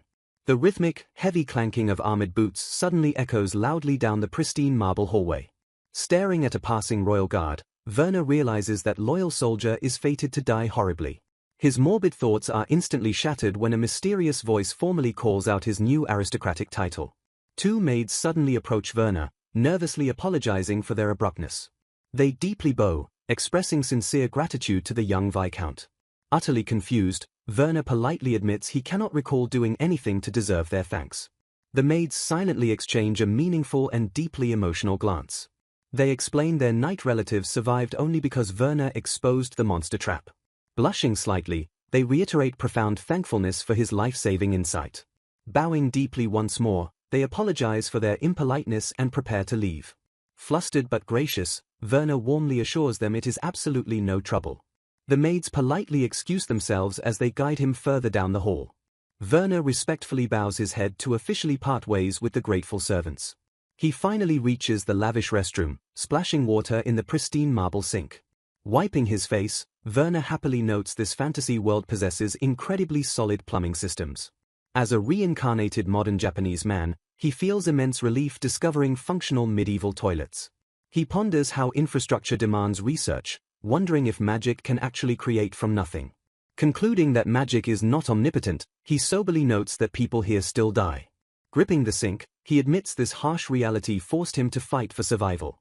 Having remembered his past life, he knew exactly how the deadly stampede would end. He mentally celebrates overcoming the first major obstacle and surviving the catastrophic event. A dark thought quickly lingers, making him intensely wonder if he could have done more. He critically recalls dumping the massive responsibility of the students entirely onto Mizell. He bitterly questions if treating this reality like a mere game influenced his detached decisions. Reality sets in as he deeply acknowledges his genuine relationships with Mizell and the locals. Exhausted, he admits neither he nor the hero can realistically handle everything entirely alone. He critically doubts whether his frantic actions actually changed the grand timeline at all. Despite lingering doubts, believing he did his absolute best brings him a strange comfort. He feels guilty receiving pure gratitude since his actions were entirely driven by selfish survival. A sudden, powerful realization instantly cuts through his dark and spiraling introspection. He realizes he should proudly assert that his survival tactics directly saved countless lives. Accepting his combat weakness, he recognizes the immense power of his noble influence and knowledge. Steeling his resolve, he completely rejects the idea of leaving the world's fate to Mizell. Walking out confidently, he decides to actively adopt a new goal beyond merely surviving. Meanwhile, Princess Laura softly notes how deeply Mizell and Werner seem to completely trust one another. A tense but deeply innocent silence stretches between the young hero and the royal princess. Blushing profusely, a highly flustered Mizell nervously admits he is genuinely glad she thinks so. Unable to contain his burning curiosity, Mizell politely asks Laura a seemingly absurd political question. Smiling gently, the princess graciously promises to answer if it falls within her capable knowledge. Mizell directly asks why Werner forcefully refused to officially make him a direct subordinate. He reasons that becoming Werner's knight would easily protect him from greedy nobles and foreigners. Thoroughly confused, he wonders why his closest friend fiercely rejected such an advantageous royal proposal. Laura calmly reveals her calculating brother purposely offered that proposal to test Werner's personal greed. Laura firmly declares her belief that the terrifying revival of the Demon King is absolute truth. She solemnly adds that only Mizell's unique and overwhelming power can withstand the demon's wrath. Laura explains that making Mizell a subordinate knight would grant Werner massive political power. She immediately clarifies she doesn't believe Werner is the type to prioritize his own selfish interests. She warns that dangerous people, including her own calculating brother, will constantly try to exploit Mizell. She admits her royal family ruthlessly believes tying Mizell to the crown is best for the people. Smiling gently, Laura notes that Werner perfectly understood this heavy and dark political reality. Maintaining her gentle smile, she playfully admits her accurate assessment is merely a wild guess. She genuinely believes Werner rejected the power simply to remain true friends with Mizell. Mizell quietly repeats the word friends, as the profound emotional weight finally sinks in. Laura confesses she also has precious friends she absolutely refuses to place in rigid hierarchical relationships. Mizell reacts in pure shock, prompting Laura to playfully pout at his immense surprise. She giggles warmly and admits she only teased him to bring them a little closer together. Leaning in closely, Laura playfully asks a highly flustered Mizell if he disliked her teasing. Mizell frantically shakes his head and blushes deeply as he aggressively denies disliking it. Laura beams with pure, radiant joy as she giggles warmly at his panicked reaction. Watching from the doorway, Werner happily notes the royal princess has finally warmed up to the hero. Werner confidently steps into the room, politely excusing himself for interrupting their deeply pleasant conversation. Laura turns with a gentle and elegant smile to warmly welcome the young noble back. Smoothly shifting the topic, Laura specifically addresses Lord Werner with sudden, sparkling curiosity. She mentions hearing an exciting story from His Highness about the boys fiercely fighting an upperclassman. Mizell nervously tries deflecting the praise, but Laura playfully insists on hearing Werner's unique perspective. She leans forward eagerly, wanting to hear every single detail directly from Werner's mouth. A few days after the grand ceremony, Werner returns to the bustling academy. Accepting his chaotic school life, Werner gets abruptly cornered by a female student requesting a private moment. Calling his name, the noble girl blatantly flirts with the deeply annoyed Werner. She represents just one of the many ambitious noblewomen aggressively pursuing him. Attempting to escape, Werner politely claims he would be honored to speak if another opportunity arises. Knowing the academy mirrors noble society, he realizes ambitious families often use teachers to back their romantic plays. A teacher suspiciously ordered him to the preparation room, setting up this incredibly bold ambush. The desperate girl presses for a specific time, lacking true love and merely following her parents' strict orders. Werner feels a fleeting twinge of pity for her forced political situation. Ignoring his polite deflection, the girl stubbornly demands an exact date as Werner grows sick of the harassment. Trapped in the quiet room, Werner hesitates to answer her relentless demands. She leans in uncomfortably close and begs him to make a firm promise. Werner silently panics upon realizing the aggressive girl boldly locked the room's door. He deduces everyone assumes a teacher is currently scolding him, perfectly isolating him from his classmates. Suddenly, the locked door violently rattles and clicks open from the outside. Drexler barges in carrying a large object, feigning surprise at finding Werner inside. He smoothly apologizes for interrupting upon noticing Lady Nadia standing there. Werner breathes a massive sigh of relief that his earlier emergency precautions actually worked. Drexler innocently claims Professor Leyden asked him to retrieve a specific statue from this exact room. Lady Nadia reels back in pure shock at the ridiculously massive statue Drexler holds. She stammers in frustration, realizing her carefully planned ambush is completely ruined. Ignoring her protests, Drexler cheerfully asks to borrow Werner for some heavy lifting. Defeated by the clever interruption, the flustered noblewoman reluctantly agrees. Bowing stiffly, Lady Nadia hastily excuses herself and storms out of the room. Werner profusely thanks Drexler for the rescue, who mentions Mazel also followed the escape plan. Walking down the hall, Werner quickly asks what Professor Leyden actually said. Drexler reveals Leyen took Mazel to discuss demons and happily allowed them to use his name for cover. Werner notes that Leyden, a commoner appointed by His Highness, is proving to be a highly reliable ally. He realizes the clever prince definitely planted other protective measures in the academy to watch Mazel. Knowing Leyden will rough out the protection, Werner assumes he himself is also under strict royal surveillance. Apologizing for the trouble, Werner jokingly tells Drexler to stop treating him like a future count. Drexler laughs, noting Werner's reputation absolutely skyrocketed after yesterday's incredible royal conferment. Drexler casually suggests finding a committed relationship to ward off suitors, but Werner finds that too troublesome. Werner bitterly complains he entirely lacks the time and survival certainty for standard noble marriage customs. Several female students aggressively stare at Werner from down the hallway. Gesturing toward the glaring girls, Werner firmly proves his point about the overwhelming social pressure. Drexler sighs at the heavy stairs and asks what they should do with the massive statue. Reaching their destination, they drop the heavy burden and let out an exhausted breath. Slumping into a chair, Werner happily mutters that he can finally relax in peace. Drexler completely agrees, noting his deeply exhausted friend desperately needs a real break. Werner watches the clock, silently hoping for the tedious class to finally end. He nervously realizes that merely returning to the dormitory might not actually guarantee his safety. Drexler warns him about the terrifying possibility of an ambush inside his own room. Tossing over a key, Drexler generously offers Werner full access to his personal dormitory room.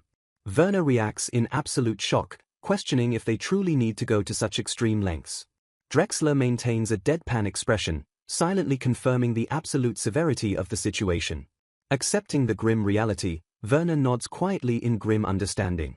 Pocketing the spare key, Werner promises to remain extremely cautious in his own quarters. He rationalizes that nobles cannot simply invade a commoner's room without raising massive suspicion. Drexler asks about Werner's plans since the upcoming castle visit will likely just be a brief orientation.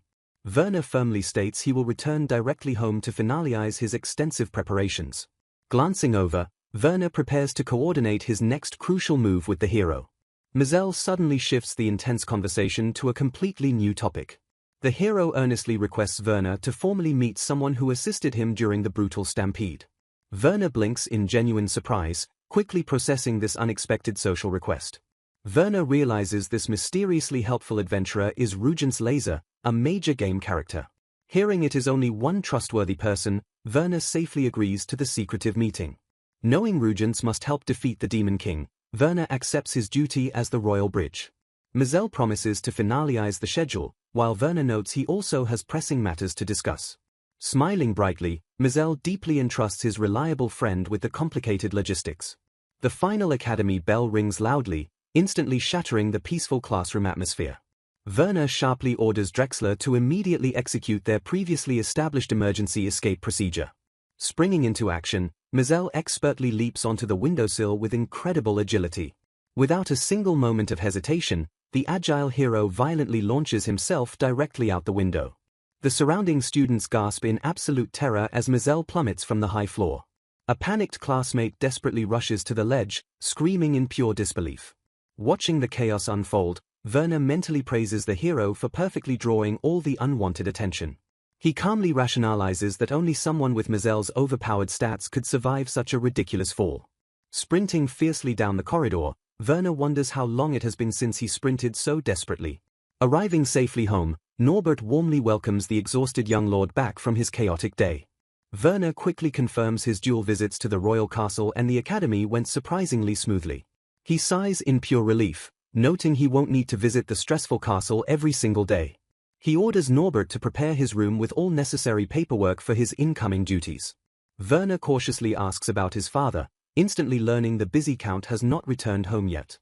Werner completely accepts his father's grueling workload regarding the terrifying demon resurrection rumors. Werner promises to write down a crucial message, asking Norbert to pass it along later. Norbert politely asks what the young master intends to do for the rest of the evening. The butler gently offers him a hot meal, but Werner quickly declines the immediate offer. Werner strictly orders his dinner to be brought up only after he finishes an intense training session. Norbert worriedly begs him not to overwork himself, prompting a tired but highly grateful smile from Werner. Werner tells Norbert he just wants to clear his head and take it easy. Norbert politely bows his head and completely understands the young master's request. Norbert reflects that Werner remains unchanged despite his new peerage and overwhelming workload. He notes with deep concern that Werner pushes himself intensely despite his growing body. A nearby maid clutches her hands together, visibly moved by Norbert's deep loyalty. The fired-up maids vow to prepare nutritious food and a special sleeping tea. Norbert clenches his fists, completely matching their fierce and highly protective energy. He firmly agrees that they must all carefully watch over their hard-working young master. The loyal servants loudly agree in unison, fully dedicated to supporting Werner. Meanwhile, Werner fiercely swings a wooden practice sword in the quiet courtyard. He rationalizes that his new business regarding the royal castle currently poses no problems. He confidently strikes a wooden dummy, feeling that academy life remains perfectly manageable. Werner notes that Mizell's unmatched physical abilities guarantee a safe escape if needed. He pauses his intense training, wiping a bead of sweat from his forehead. Werner knows Mizell will soon depart on his destined journey to eliminate the Demon King. He accidentally pierces the wooden dummy straight through, admitting their current routine is unsustainable. Thinking about Laura and Rugence, Werner finds interacting with main game characters extremely weird. He recalls Laura's voice perfectly matched his old gaming memories, confirming the world's consistency. Since reincarnating, Werner has fought desperately to retain every single detail of game lore. He constantly writes and burns notes to prevent accidentally creating a dangerous prophecy book. This hidden knowledge remains highly useful as long as the original scenario holds true. Despite his survival, a deep and lingering sense of dissatisfaction severely clouds his mind. Werner acknowledges learning countless new things entirely absent from the original game. He deeply ponders the complex and treacherous existence of the noble class. He remembers visiting fully populated towns that were never featured on the game map. He lists magical storage stones and shockingly functional sewage systems as prime examples. He logically assumes the original game simply lacked the capacity for such mundane details. However, the mysterious black stone dropped by the demon boss completely breaks game lore. Gripping his wooden sword, Werner sighs heavily under the crushing weight of these mysteries. He bitterly admits he understands absolutely nothing about this world's true underlying nature. He desperately wonders how this living reality actually connects to his old gaming memories. Knowing overthinking is useless, he actively tries to suppress his spiraling existential thoughts. Clenching his fist, Werner decides he must completely calm down and accept the unknown. He acknowledges a massive pile of complicated issues remains incredibly difficult to piece together.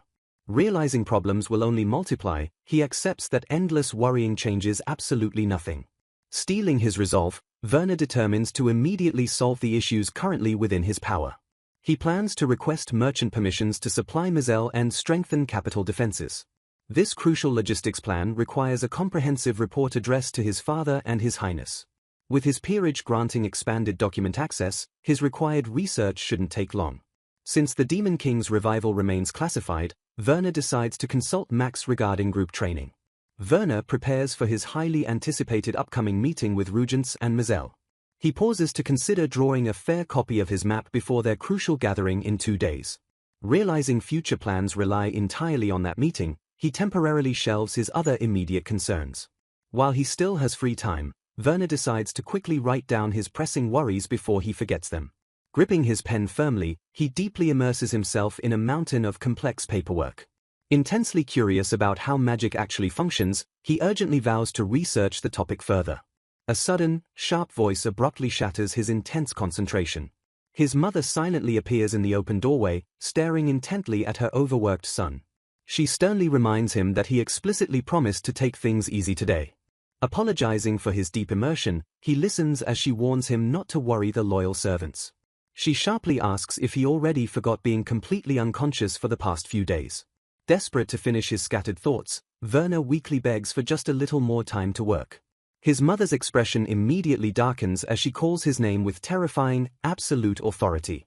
Werner freezes in utter terror, instantly realizing he pushed his luck way too far. Shooting up from his desk, a panicked Werner yells that he will wash up immediately. Fleeing the room, he admits that while he lacks world knowledge, one universal truth remains perfectly clear. No matter the universe you inhabit, making your mother angry is absolutely terrifying. A solitary figure stands quietly in the shadowed hallway. Heavy footsteps echo as the young knight walks with grim determination. A voice calls out, prompting the knight to stop and face his approaching younger brother. Confirming his late-night training, he warns that another deadly stampede could easily happen again. He grips his weapon, swearing they must perfectly fulfill their absolute duties as loyal knights. His eyes burn with fierce devotion as he dedicates his life to protecting Her Highness.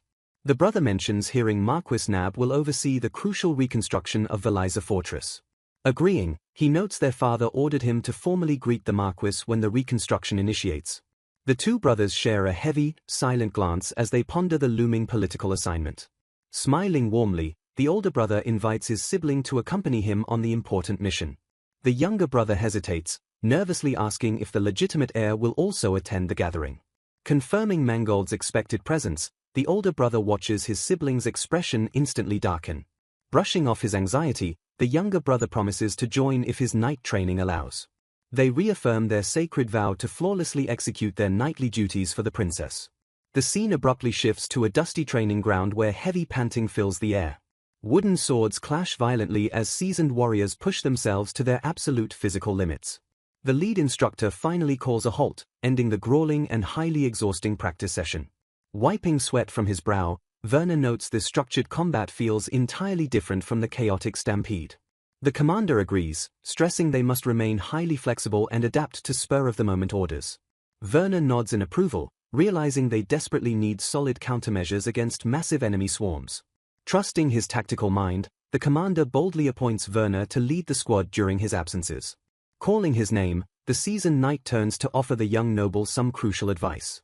He strictly warns Werner to train his horse better and exercise far more caution when attacking. Groaning softly, a humbled Werner sincerely apologizes and promises to improve his reckless mounted combat. The imposing knight suddenly tightens his grip and smoothly shifts into a deadly combat stance. Staring intensely, the veteran warrior boldly declares he will be Werner's direct sparring opponent today. Swallowing his fear, Werner readies his wooden blade and accepts the incredibly daunting challenge. The sharp command to begin violently shatters the tense silence of the sparring courtyard. Werner instantly dashes forward, closing the distance with blinding speed and fierce determination. Their heavy wooden swords collide with a deafening crack that echoes across the training grounds. The seasoned knight effortlessly parries the desperate strike, completely neutralizing Werner's aggressive forward momentum. Spinning gracefully, the veteran launches a lightning-fast counterattack directly at Werner's exposed blind spot. Barely reacting in time, Werner frantically twists his body to narrowly dodge the brutal blow. The wooden blade viciously clips Werner, sending a massive shockwave of pain through his guard. Knocked completely off balance, the young noble stumbles backward and desperately struggles to remain upright. Panting heavily, Werner plants his feet firmly in the dirt to stop his dangerous slide. Gasping for breath, Werner admits he felt a terrifying chill from the knight's lethal intent. Lowering his weapon, the stoic knight calmly acknowledges that Werner's combat skills have noticeably improved. Werner politely accepts the praise, though he internally curses the veteran's painfully obvious sarcasm. Brushing off concerns about injuries, Werner vows to catch up to his incredibly strong family knights. Werner recalls a past desire to flee the royal capital to survive. Though those dreams were quickly shattered pausing his intense training, he notes a fresh scratch on his heavy wooden spear. The sparring knight quickly apologizes for the damage, but Werner politely brushes it off. He proudly states he is glad the knight took the sparring session seriously. Wiping sweat from his brow, Werner mentally acknowledges that Organ truly didn't pull his punches during their brutal bout. Organ steps forward to advise Werner, suggesting that strengthening his left axis would greatly stabilize his spear swings. Werner listens intently to his mentor, silently processing the valuable combat advice. Despite the helpful tips, Werner mentally laments that he can never truly win against a professional knight. He bitterly wonders if his absolute combat limitations stem from just being an ordinary person. A servant urgently shouts that it is time to leave, instantly snapping Werner out of his spiraling thoughts. Werner immediately calls back, confirming he is heading out right away. Changing his clothes, Werner rationalizes that being an ordinary person actually allows him the necessary freedom to handle more diverse tasks. He convinces himself he isn't frustrated by his lack of combat prowess and resolves to simply focus on what he can actually achieve. Steeling his resolve, Werner vows to do his absolute best while internally accepting that his grueling training schedule won't decrease at all. The scene shifts to a bustling tavern where a rugged man confidently introduces himself as Rugence. Rugence extends a massive hand and casually welcomes the young noble to their highly secretive meeting. Werner returns the firm handshake, politely introducing himself in turn to the seasoned adventurer. Rugence pulls his hand back and sizes the young nobleman up with a sharp, heavily calculating gaze. Turning to Mazel, the rugged adventurer happily confirms that Werner completely lacks the typical arrogant pride of a nobleman. Werner mentally breathes a sigh of relief, knowing that approaching this noble-hating character simply as Mazel's friend was the perfect strategy. Rugence leans back, noting that meeting the young lord in person feels entirely different from the wild stories he heard from Goetzke. Werner blinks in genuine surprise, his eyes widening as he quickly recognizes the familiar name. He recalls Goetzke was the excellent mercenary captain during the Stampede battle who received a special reward directly from his father. Realizing the mercenary and adventurer communities heavily overlap, Werner internally notes what an incredibly small world they live in. Rugence breaks the brief silence, revealing that Goetzke specifically praised Werner as an incredibly excellent spearman. Werner stares back wide-eyed, completely caught off guard by the unexpected and incredibly high praise. Flustered by the compliment, the young noble stammers momentarily as he tries to process the mercenary's respect. Bowing his head respectfully, Werner expresses his deep delight and politely asks Rugence to pass on his sincere gratitude. A warm smile spreads across Werner's face as he openly admits he is genuinely happy about the glowing recognition. Staring at his hands, he feels a renewed surge of raw motivation, hoping steady hard work might eventually lead to true victory. Rugence chuckles deeply, noting that Goetzke rarely hands out easy compliments, proving the high praise is entirely genuine. Leaning forward across the table, the rugged adventurer firmly tells the young noble to have more confidence in his own abilities. Werner studies Rugence, recalling the man's game-breaking skill that famously allows him to master absolutely any weapon. He remembers Rugence acts as a protective older brother figure who deals massive physical damage during the early stages of the game. Seeing the man's genuine charisma firsthand, Werner completely understands why Rugence is universally loved by the game's massive player base. Rugence crosses his muscular arms, bluntly admitting that Werner is drastically different from what he originally imagined.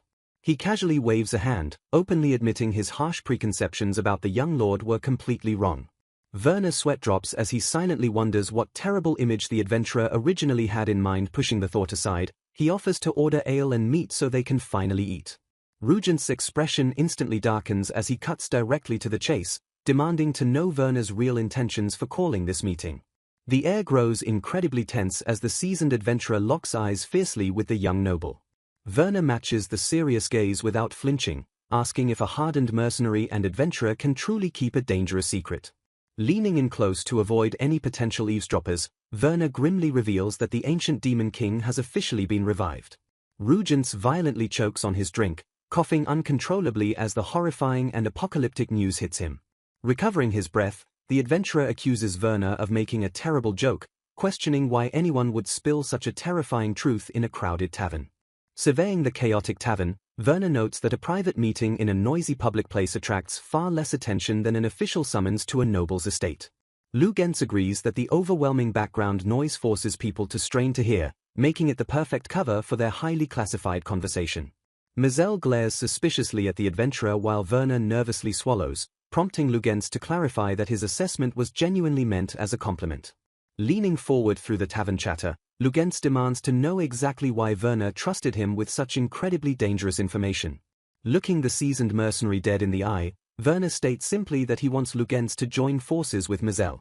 Werner explains that once the horrifying rumors are officially confirmed, His Majesty will undoubtedly order Mizell to embark on a dangerous subjugation mission. Rugence seriously asks Mizell if he truly grasps the deadly stakes, but the brave young hero firmly vows to do everything in his power. Staring at the determined teenager, the rugged adventurer lets out a quiet sigh of genuine respect. Werner reveals his crucial role as the royal liaison, noting the kingdom remains politically paralyzed until the demonic threat is completely verified. Acknowledging Mizell's total lack of real-world adventuring experience, Werner formally requests the veteran to directly assist the young hero.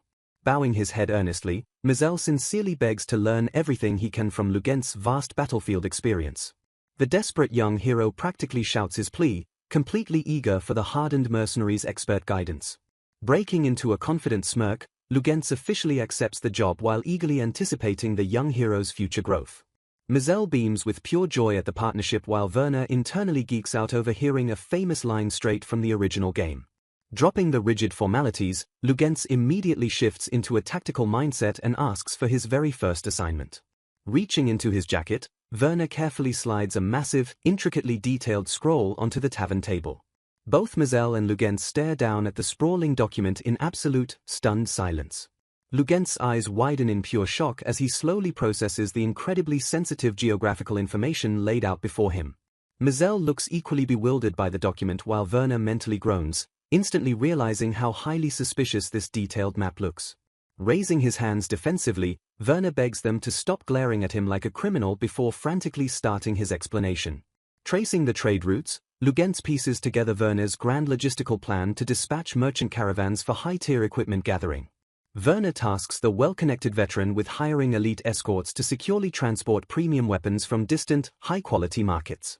Anticipating the obvious financial question, Werner calmly assures them his noble household will initially cover all costs before the state eventually reimburses them. He explains that his influential father readily agreed to the massive funding since the Crown Prince directly requested the logistical operation. Rugence jokes they could easily make a massive fortune just by selling this impossibly accurate map, prompting a frantic refusal from Werner. Chuckling deeply, the mercenary waves off Werner's panic and completely promises to keep the cartography a strict secret. Mizell bluntly calls his brilliant friend completely weird, drawing an annoyed but helpless groan from the young noble. The hero loudly marvels at how Werner flawlessly mapped out every single continental town despite neither of them ever seeing a real map before. Werner quietly rationalizes that this staggering level of detail is merely a tiny fraction of his overarching game knowledge. Acknowledging that actual maps are heavily guarded state secrets, Werner feels entirely justified in drawing his own based on fragmented game lore. He spent countless hours painfully digging through his past life memories to perfectly chart every crucial event location and high-tier equipment shop. Rugence stares intensely at the paper, concluding that such a staggering masterwork completely shatters the illusion of Werner being a normal student. Werner internally brushes off the intense scrutiny, knowing ordinary citizens survive just fine without ever learning these terrifying geopolitical secrets. Drawing the borders forced Werner to confront several glaring and highly suspicious inconsistencies within the original game's lore. He noted how the game completely ignored countless existing towns and entirely skipped the tedious political necessity of greeting influential lords. Realizing demonic infiltration caused those specific political events in the game, Werner aggressively vows to train his own body even harder. Tracing a finger along a specific southern river route, Werner suddenly remembers a crucial early-game grinding location. Pointing to a dark forest on the map, he casually suggests the mercenary and hero test their skills at a monster-infested old shrine. Rugence demands to know how Werner could possibly know such obscure tactical information, forcing the young noble to awkwardly claim an interest in demonic ecology. Sweating nervously, Werner desperately avoids confessing that the shrine was simply his favorite low-level grinding spot from his past gaming life. Rugence admits the monster-infested shrine sounds like a great training spot while playfully noting that Mazel has incredibly strange friends. Agreeing to the plan, Mazel declares they will train there between classes to learn how to properly fight alongside the veteran mercenary. Mentally shifting focus to the Varitsa fortress renovation, Werner realizes the first major game flag has officially been triggered. He rationalizes that the extensive fortress repairs will take significant time before the location fully matches its operational state from the game. Breaking the silence, Rugence abruptly announces that it is time for them to finally get moving. Werner silently accepts that despite his meticulous logistical preparations, he must ultimately leave the actual combat to the heroes so they can gain vital experience. He watches his friends prepare to leave, fully processing the heavy reality of his own physical limitations. Bitterly acknowledging he would only slow them down, he silently mocks the hypocrisy of people who rely on heroes while dodging hard work themselves. Shaking off his lingering doubts, Werner firmly resolves to focus entirely on the logistical support tasks he can actually accomplish. Turning to leave, a cheerful Mazel waves enthusiastically and promises to see his friend back at the academy. Werner offers a warm smile and waves back, officially parting ways with the powerful duo. Clutching his stomach in dread, Werner groans about needing to somehow survive his massive, highly stressful political event tomorrow. The scene abruptly shifts to a grand office where a high-ranking official demands an immediate progress report on the Varitsa fortress. A subordinate swiftly confirms that major renovations will begin smoothly the exact moment Marquis de Nap officially arrives. The official presses for information on the Demon King's revival, learning that neighboring nations Salznak and Triet are making highly suspicious military noise. Expressing relief over low casualties, the superior orders a thorough investigation while confirming the royal knights are successfully reorganizing. The subordinate assures him the militia verification is progressing perfectly, prompting the official to question the young Viscount's recent movements. The informant confidently reports that Werner completely lacks a hidden political agenda and genuinely views the hero as a true friend.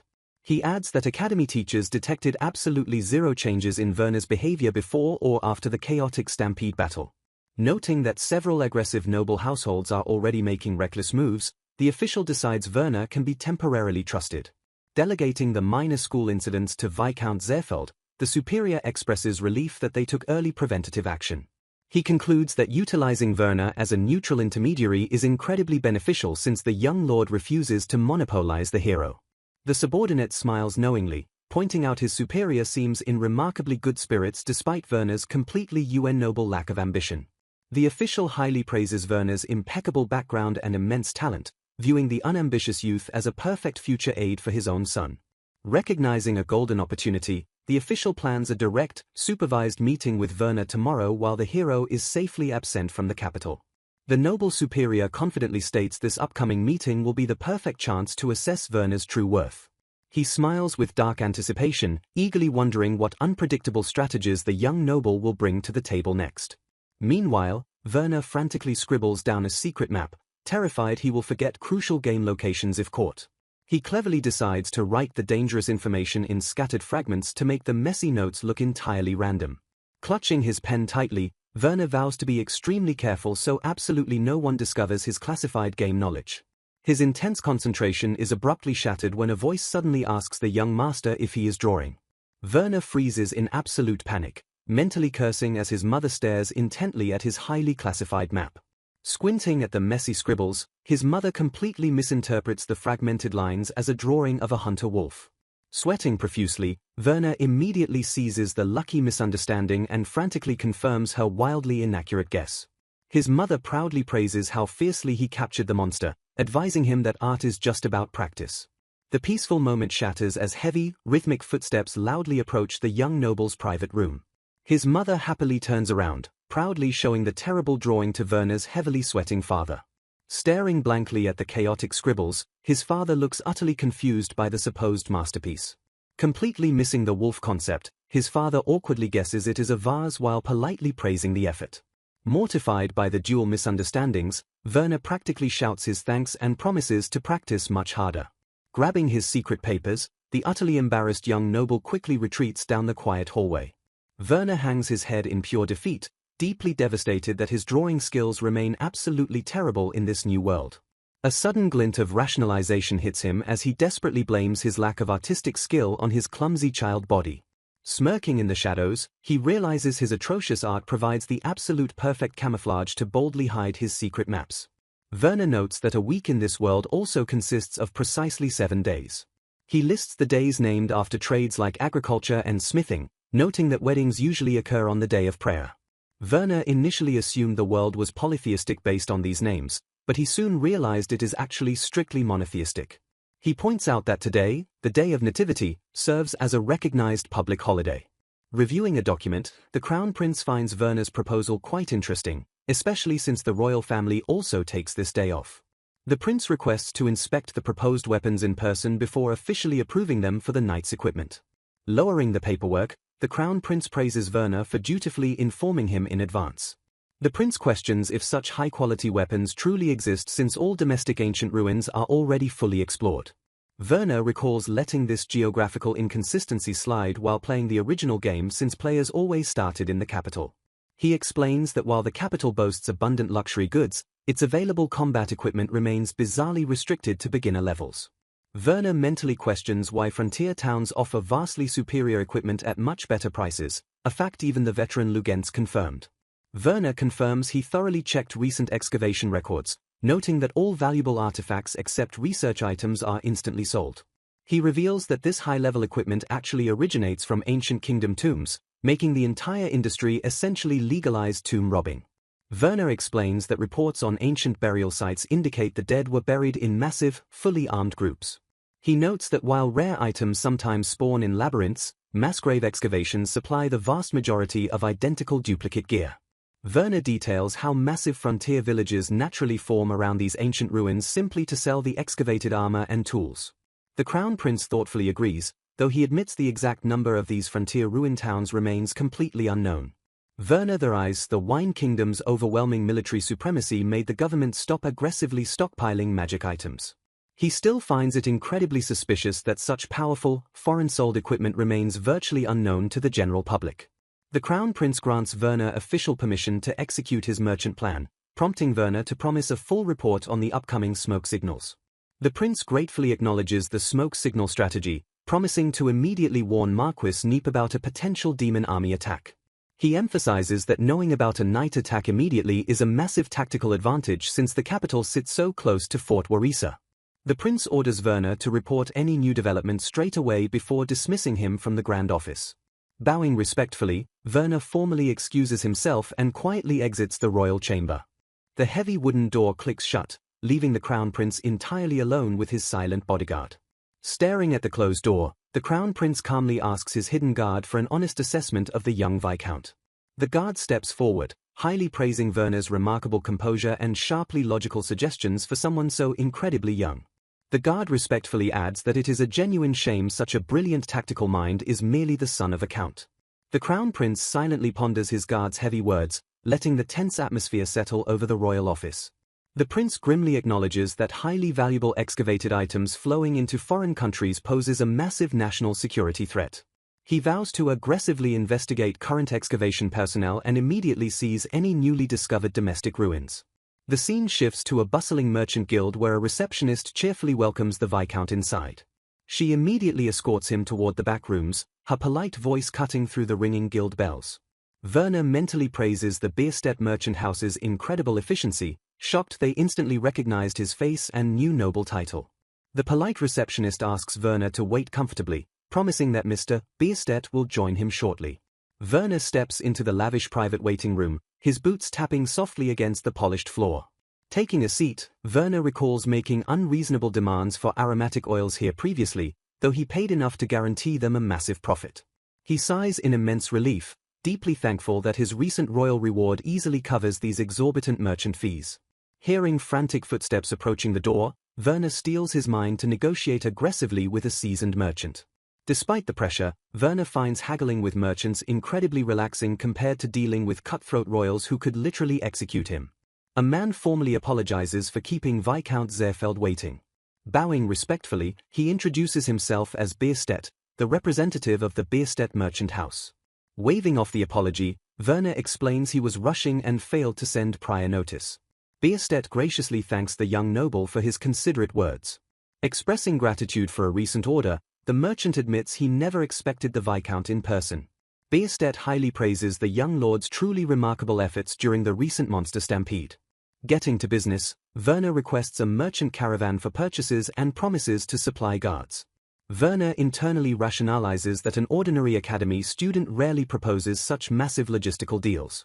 Sliding a document forward, Werner presents a comprehensive list of target towns and items. Bierstedt examines the paper as Werner requests him to check available stock in every town. Adjusting his glasses, the seasoned merchant notes how unusually thorough the logistical plan is. Werner mentally admits the meticulous document makes it look like he is starting a business. Leaning forward, Werner darkly notes the recent monster stampede was completely unlike previous historical occurrences. He lowers his voice and explicitly reveals that malicious demons directly caused the chaotic stampede. Werner firmly warns that a second or third apocalyptic stampede is practically guaranteed. Noting the calm reaction, Werner realizes the palace merchant network already leaked this information. He internally suspects the shrewd merchant might even know rumors of the Demon King's revival. Citing his newly acquired military reputation, Werner justifies his urgent need for high-quality equipment. Bierstedt acknowledges Werner as the second most distinguished war hero, understanding the royal family's expectations. A tense silence stretches as the heavy weight of the massive military request settles. Bierstedt scribbles calculations, grimly noting that such a complex logistical operation carries significant costs. Werner promises to cover costs, requesting initial weapon sets for the Count's household first. He explains this private purchase will make higher-ups aware so state funds finance future orders. Bierstedt asks to buy excess inventory, and Werner readily agrees if the household quota is met. Werner generously grants the merchant freedom to buy and sell equipment using their own funds. He points out that circulating advanced gear naturally raises awareness and passively strengthens national defenses. He completely rejects monopolizing profits, noting that wealth is meaningless if humanity is wiped out. Bierstedt marvels at unfamiliar town names while Werner promises a map and royal border permits. The seasoned merchant stares intensely, slowly realizing the sheer scale of Werner's logistical master plan. Greed flashing in his eyes, Bierstedt eagerly asks for a personal copy of the geographical map. Werner stares back calculatingly, silently measuring the merchant's underlying motivations and true political loyalty. Werner internally wonders why Bierstedt doesn't just illicitly hire someone to secretly copy the map. Agreeing to deliver it, Werner deduces Bierstedt is too wise to risk treason against the state. Bierstedt accepts the terms but warns these obscure frontier towns might lack the legendary equipment. Werner admits there is zero definitive proof these video game items actually exist in reality. He rationalizes that remote villages survive powerful monsters solely because they possess high-level gear. Werner reassures him that he will cover all travel expenses even if the expedition fails. The young noble predicts that as demon invasions escalate, the safety of trade routes will plummet. Refusing to be unprepared, Werner emphasizes establishing secure supply tracks before travel becomes impossible. He concludes by warning that hoarding could weaken regional defenses, ending their tense logistical negotiation. Werner confidently assumes that each foreign nation will independently take the necessary countermeasures against the looming demonic threat. He firmly decides to prioritize his own nation's survival since the total number of magical items remains entirely unknown. Acknowledging his harsh reality, Werner realizes he has no choice but to strictly prioritize his immediate plans regarding Fort Warisa. He confidently sets his sights on his next crucial destination and marches directly toward the bustling Adventurers Guild. Pushing open the heavy wooden doors, Werner steps into a chaotic room filled with the deafening chatter of seasoned mercenaries. The noisy tavern falls completely silent as countless intimidating adventurers turn to glare at the young noble intruding upon their turf. Werner swallows his fear, internally warning himself that overestimating his own power will brutally ruin everyone around him. A cheerful young receptionist completely ignores the intense tension, warmly welcoming Werner to the Adventurers Guild. Werner blinks in absolute surprise, totally caught off guard by the receptionist's sweet and unfazed demeanor. Recovering his composure, Werner states he wants to hire personnel, prompting the polite girl to guide him deeper inside. Following her lead, Werner desperately wonders how such an incredibly pretty girl handles these notoriously rough and violent adventurers. He quickly rationalizes that her pure and innocent appearance ironically prevents the hardened veterans from daring to cross her. The heavy wooden door abruptly shuts behind them, securing the private meeting room from the noisy tavern outside. Werner instantly deduces that this highly secure VIP room is completely soundproofed for top-secret negotiations. A shadowy guild official steps forward, smoothly greeting Viscount Zerfeld with a highly calculating and knowing smirk. The seasoned official immediately cuts to the chase, demanding to know exactly what kind of business the young noble brings. Werner slides over a classified document, urgently requesting skilled scouts to investigate monster frequencies at highly specific regional locations. He boldly demands 20 elite scouts for the massive operation, instantly shocking the official with the sheer scale of the request. Werner promises generous hazard pay while officially granting the selected scouts the right to decline after hearing the dangerous mission details. The guild master taps his chin, warning that allowing mission refusals makes it impossible to guarantee exact upfront rewards. Werner immediately promises to increase minimum payouts based on difficulty while securing the guild's loyalty with generous extra fees. Leaning forward with intense interest, the official firmly asks Werner to reveal the exact locations of these dangerous investigation sites. Stepping back out into the bustling street, Werner sighs heavily over the incredibly tedious and detailed contract negotiations. He mentally groans about having to forcefully convince the politically neutral guild that his foreign mapping wasn't an active declaration of war. Adjusting his collar, the young noble breathes a massive sigh of relief that his highly crucial initial arrangements are finally complete. He proudly anticipates that returning scouts will naturally share vital monster distribution data with the guild's vast intelligence network. Werner fiercely clenches his fist, knowing that securing highly accurate battlefield intelligence remains absolutely crucial to minimizing future casualties. Pushing through another set of doors, Werner is instantly greeted by the stern receptionist of the neighboring mercenaries guild. He formally requests elite protection for his merchant caravan, prompting the receptionist to guide him into a secure back room. Werner mentally compares the two neighboring guilds, initially finding it incredibly difficult to distinguish between the two violent professions.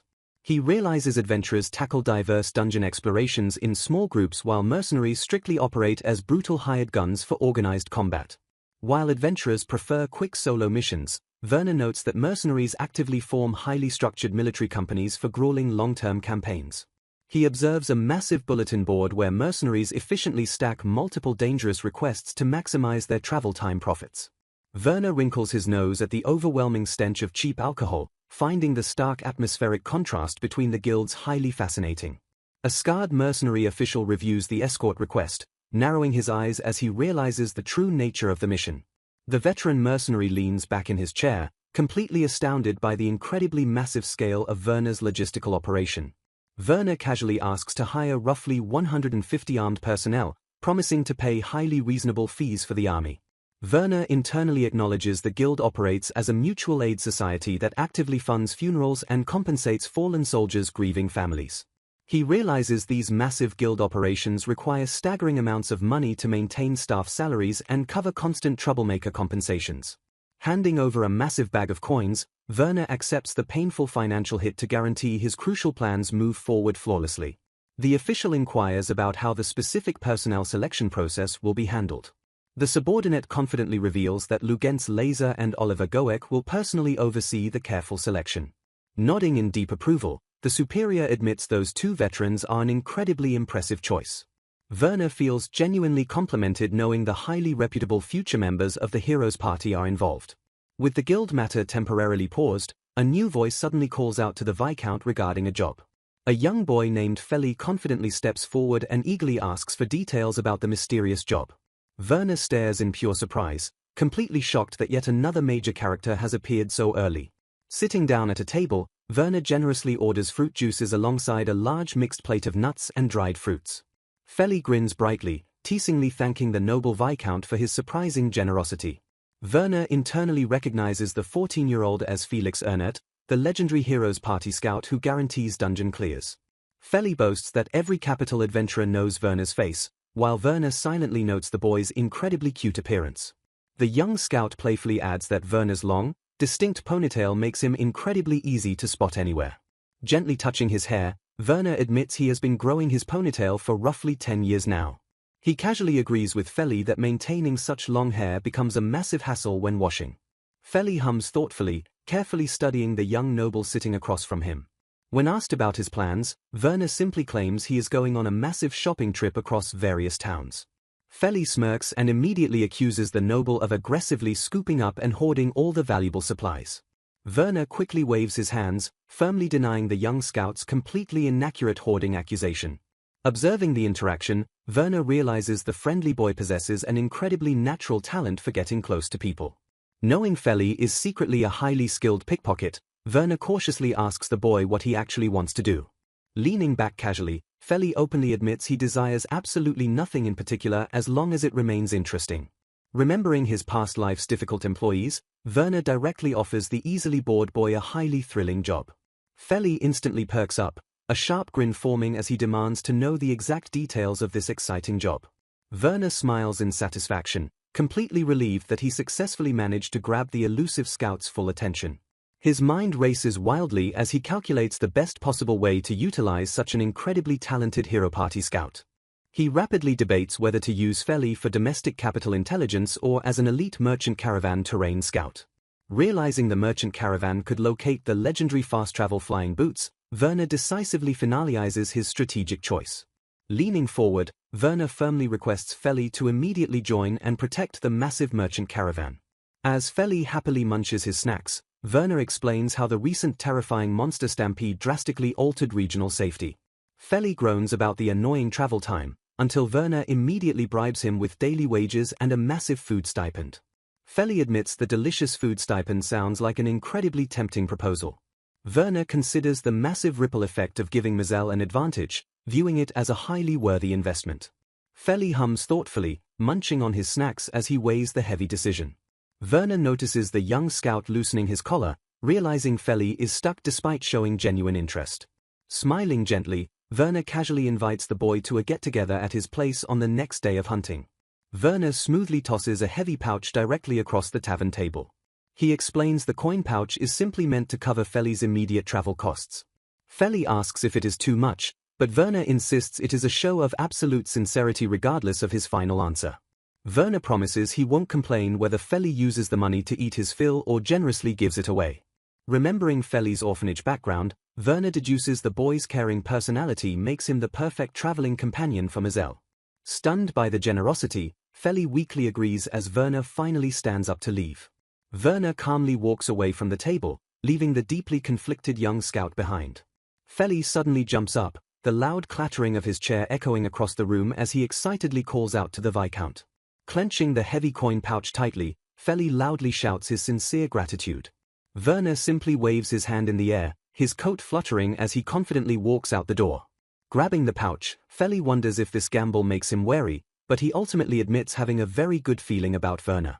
A boy shouts that his mother forgot something while she dismissively tells him to leave Yozak behind since she can handle it herself. Cursing at the suddenly closed bathhouse, a frustrated man angrily argues with his companion about needing a proper cleanse before their long journey. Nervous travelers express deep anxiety about potential monster breakouts while hoping Marquis Knapp and his elite knights will safely protect them. A loud, commanding voice suddenly barks an absolute order for the massive crowd to move forward immediately. The dense crowd of heavily burdened workers slowly shuffles forward under the oppressive weight of their strict marching orders. Shouting aggressively over the chaotic din, supervisors ruthlessly order the trailing workers to quickly fall back to the end of the marching line. Hearing the growing noise outside, Werner realizes Marquis Knapp has finished his royal greetings and is preparing to march toward Fort Verizon. Peeking thoughtfully through the window, the young noble watches the massive military procession carefully assembling in the bustling streets below. Werner mentally complains about the agonizingly tedious noble etiquette that delayed Marquis Knapp's departure for several days after arriving in the capital. Sighing in mild frustration, he acknowledges the harsh political reality that high-ranking nobles simply cannot bypass formalities to start working immediately.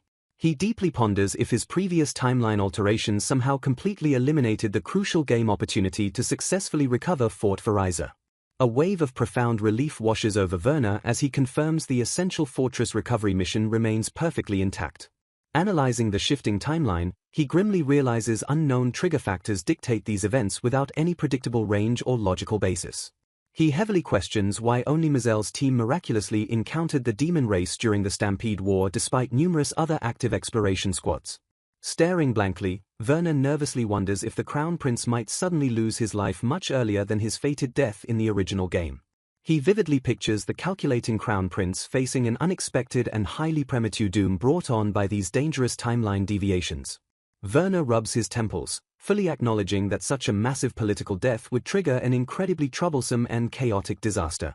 Reassuring his spiraling mind, Werner notes the royal bloodline always receives absolute priority protection from the fiercely impenetrable Night Orders. Since he himself remains alive despite drastically altering the scenario, he hopefully deduces the main storyline might remain somewhat stable. Frowning deeply, Werner finds it incredibly weird that he never encountered His Highness before the stampede despite being a prominent noble. Gripping his desk, the frustrated young lord heavily admits he completely fails to understand the hidden meaning behind these glaring memory gaps. He bitterly questions why he possesses pre-existing memories of the second princess but absolutely nothing regarding the mysterious first princess. Desperately searching for logic, he wonders if meeting the first princess might instantly resolve the terrifying possibility of royal mind-altering magic. He clenches his jaw, deeply disturbed that the prominent name of Marquis Knapp entirely failed to trigger any prior gaming memories. Werner curses his precarious situation, realizing the game's glaringly incomplete lore places him at a massively dangerous tactical disadvantage. A chilling existential dread washes over him as he theorizes the game itself might be actively suppressing his real-world memories. Staring at a document, he realizes the mysterious Zaverian ring might somehow hold the crucial answers he desperately seeks. Setting the troubling document aside, Werner forcefully pushes his lingering existential dread away to focus entirely on the immediate future. Resolving to aggressively push forward, he fiercely vows never to drop his guard against these terrifying worldly irregularities. Later, Werner officially convenes a high-stakes strategy meeting, politely thanking the assembled group before introducing himself as the mission commander. Bowing respectfully, Franson proudly introduces himself as the Seafort assistant head butler and Werner's official representative for the dangerous expedition. Mazel confidently steps forward, pledging to join the crucial caravan expedition to secure high-quality weapons against future monstrous threats.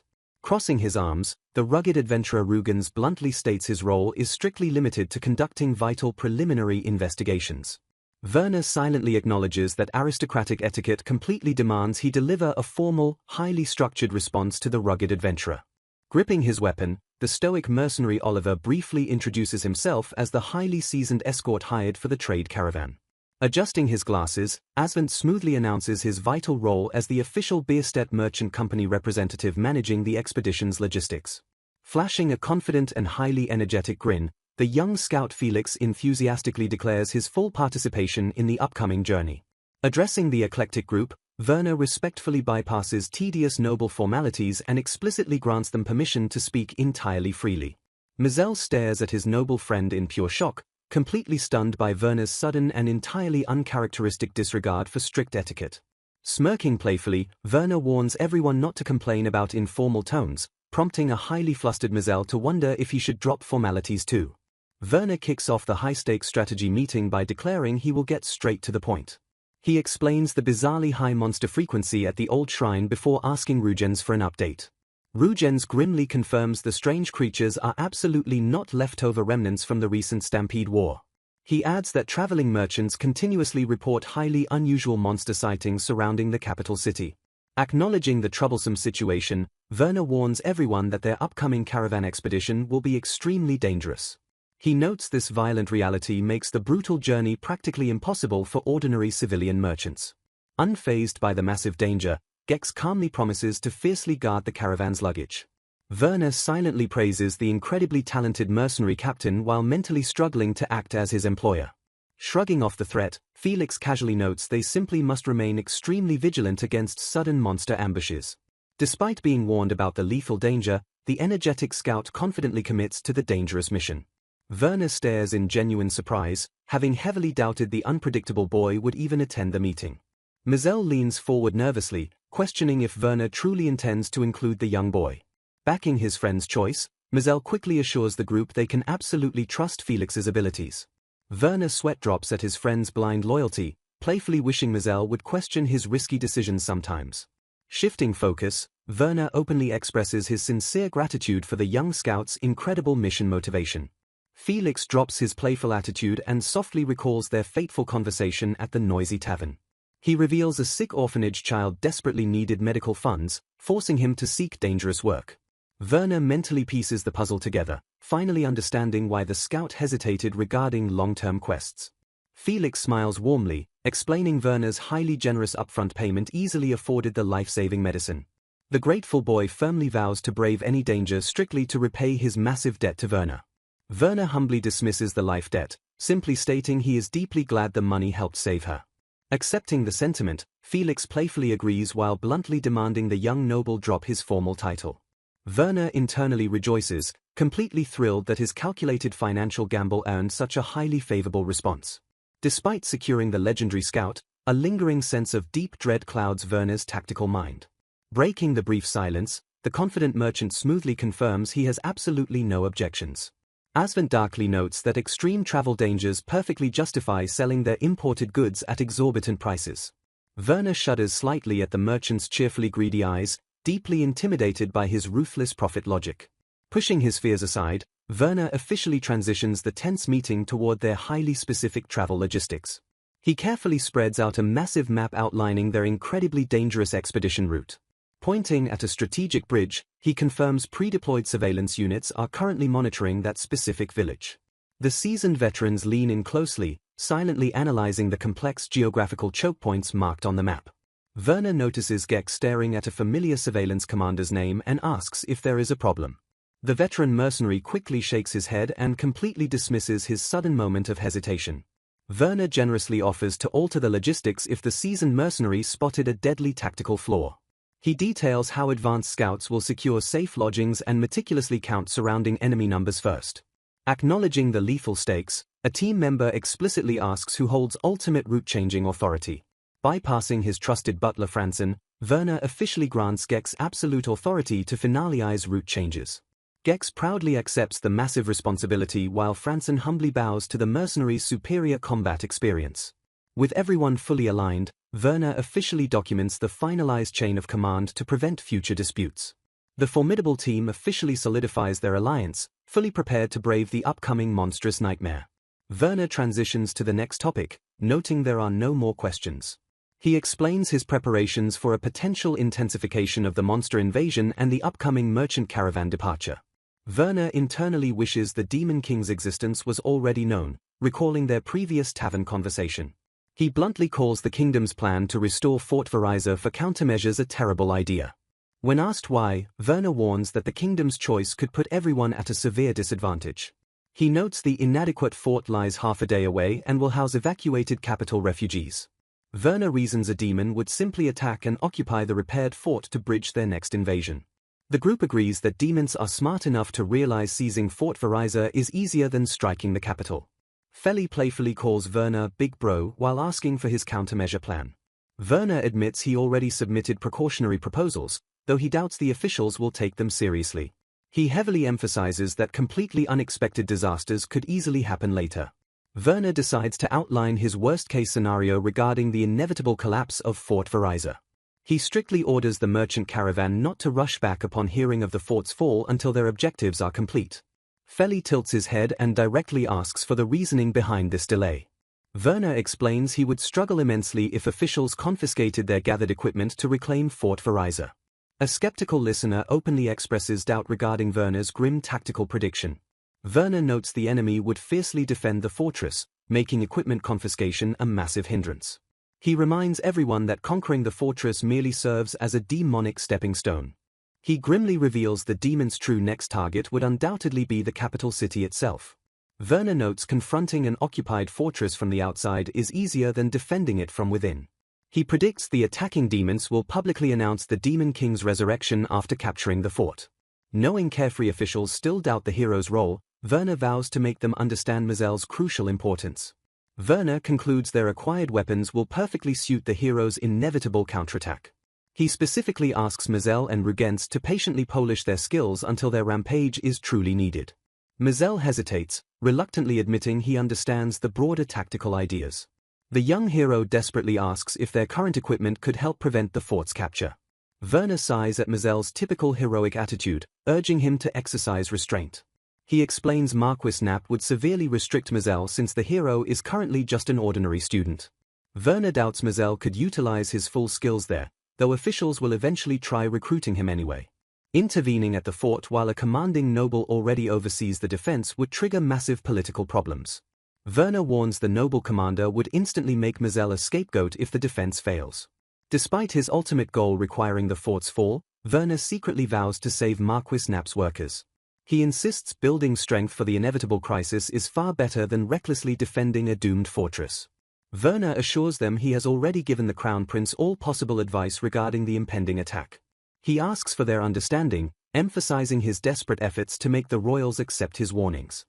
Werner internally dreads the consequences if anyone discovers his actions stem from future knowledge. He fears traumatized people would resent and tear him down instead of showing gratitude. Werner knows paranoid nobles would instantly accuse him of joining the demon army rather than believing his predictions.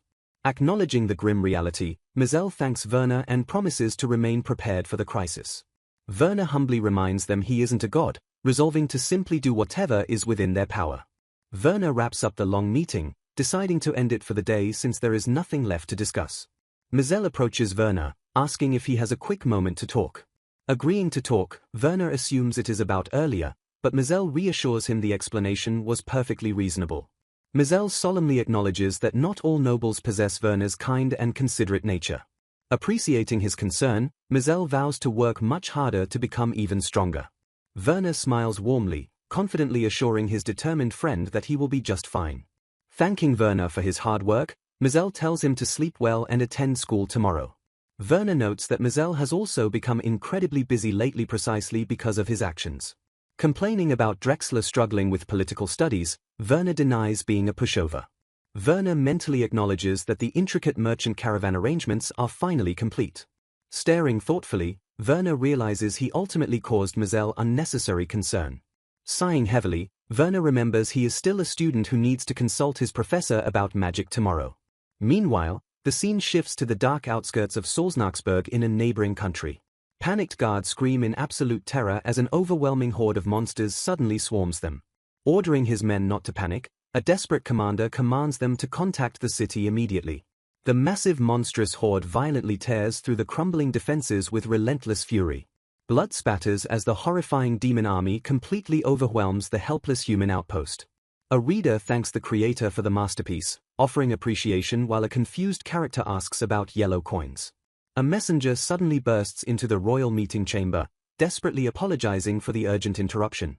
Startled officials demand an explanation as the messenger announces a catastrophe regarding Salznaka's town of Sprulitz.